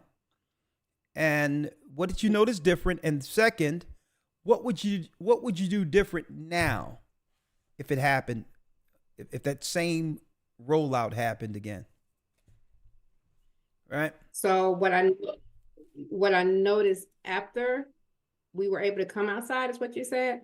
Yeah. Once they opened things up, what did you know was different? What was the difference between before they locked down, after, before they locked down, the world was a certain type of place. What did you notice different when the world opened back up? Well, people start going back to business as usual as if it never happened. Some people seemed like they were woke at first, and when everything started opening back up, they forgot all about being woke. So that's the first thing I noticed, unless they took it serious like I did. The one thing that I would change is at the time I was real hungry for the truth. I just started getting into the truth. So as I was learning, I was trying to basically force feed people. This time, I wouldn't do it. I wouldn't do it anymore. Okay, when you say force feed, you're trying to have them see the delusion. Right. And right. It only made things just more tenuous, more, the wall just became even more stoic and staunch. The more you spoke, the worse things became, right? Right. They sort of kind of shunned me, or looked at me like I was crazy, wouldn't listen to what I was trying to tell them not to do. So, this time around, you're gonna let them do what they got to do. Right. And then the other thing I would change, which I've already started changing, is try to grow my own food, get my own animals. I actually moved out of the city in July to the country so that I could begin that journey. So those are the things. Good for you. so that you're not at the behest of the markets and all that. Right. When it all, if it rolls out again, you don't want to be caught blindsided looking for toilet paper and all these things. So if it's going to happen again, at least you can have some, some enlarged supply when it comes to toiletries, everything you would need in case of an emergency, so that you're not out, with the rest of the people scavenging for products. So it's preparation time. Good point. Good point. And then one more thing I did notice about the change, I started seeing there was liquid coming out of the lights on the freeway. Like one night I was going through the freeway and I could see. For real? Yeah, on the freeway in Texas off of 75, I could see liquid coming down. It wasn't raining, but it was liquid coming down from the lights on each side. Liquid? You sure that it wasn't after a rain or something? It wasn't raining. The roads were dry. And it was about, I want to say 5, maybe 4:30 or 5 in the morning. You sure it wasn't connotation? And the reason I know that it was actually liquid coming down, like I said, the freeway was dry. But when I moved my car over to the right side of the lane, the water, you could see the water coming down on my windshield. And it looked like regular water. Mm-hmm. Well, it was dark, so I couldn't tell whether it was regular water, but it was like a mist. Oh, okay. Do you know how when you used to I don't know if when you go to a theme park, there's like little areas that you can, if it's hot, there's little areas that mist comes down on you to kind of cool you off. Oh, that's what it looked like. That's what it looked like. Interesting. I wish I had taken a picture of it, but not in Texas on the freeway. You can't. Okay. Well, I'm going to look into that and see if there's anything to it. Well, thank you, sister. Some weird stuff. I remember brothers and sisters calling me, telling me about these purple lights. Oh yeah, like infrared type of lights or something on the street lights on certain highways, and who knows? Maybe this is a way they're going to be able to tell who's juiced or whatever the case is. But we'll see. Well, thank you, sister. I really appreciate it. Yeah. And I want to say about the academy. The academy was a big part of waking me up. So, whenever the pandemic happened, I got into the academy. It helped me understand the Bible a whole lot better. It helped me start making better decisions spiritually. So the academy has definitely been a plus then some. Thank you. So that's one of those, during the pandemic, it was one of those, I would say out of the week, it was one of those days that could help you get through another week of some of all of the confusion that was going out there. It grounded you during an important time. All praises. Thank you, sister. So get the water. I appreciate it. So I don't even have to ask you whether or not you're in this one, right? I'm sure you're in this one. Yeah. All right. Definitely. Thank you. Hey, I told y'all, folks, you may think the academy is one thing, but when you're in it, it's not only is it quite informative, it's the most fun that any of us have had in the Bible. I'm gonna tell you. Thank you, sister. Bless you. Thank you. All right. Bye-bye. Well, that concludes our lesson. Thank you, Elder Lawya. We're going to pick this up part 2 because I need to hear your testimonies, because you're going to pick it up from the testimonies this coming Friday. Okay. We had them all lined up, way more in Zoom as well as Skype. We had too many to actually allow. Believe me, it was just too many. All right. And it'll be unfair to say, well, okay, let's go. It'll be 3 a.m. by the time I finish all these videos and audios that was up. So that tells me that part 2 is necessary. So keep your testimonies, folks. Don't forget, even if you need to look at this broadcast again tomorrow before Friday to give your testimony, do so. We need to know. We need to understand So to help you through, if need be, maybe these conversations will allow us to do what? Knock things off of each other, because all of us had different experiences during the pandemic. So to help us get through the next one. With that, may the Most High be with you. Stay prayed up, sin not. We are the children of Israel. In the name of Christ, we thank you all for your participation this evening. Stay prayed up, sin not. We will soon see Israel. Thank you, Elder Lawya. Yes, sir. Thank you.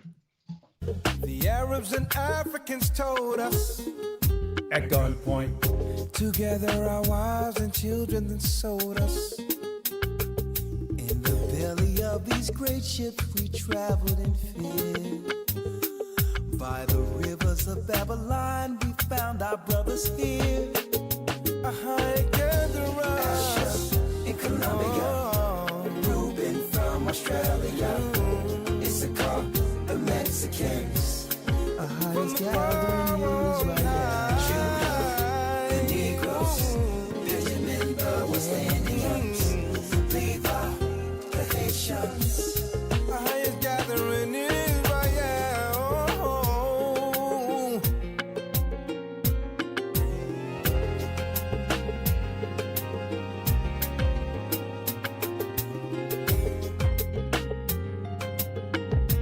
Good night, my brothers and sisters. You know I love you all. Stay strong. Stay strong. Come on. Come on. Reuben from Australia, Issachar, the Mexicans. That's who we be. Judah. Come on, Judah. Benjamin, the West Indians. Levi, the Haitians.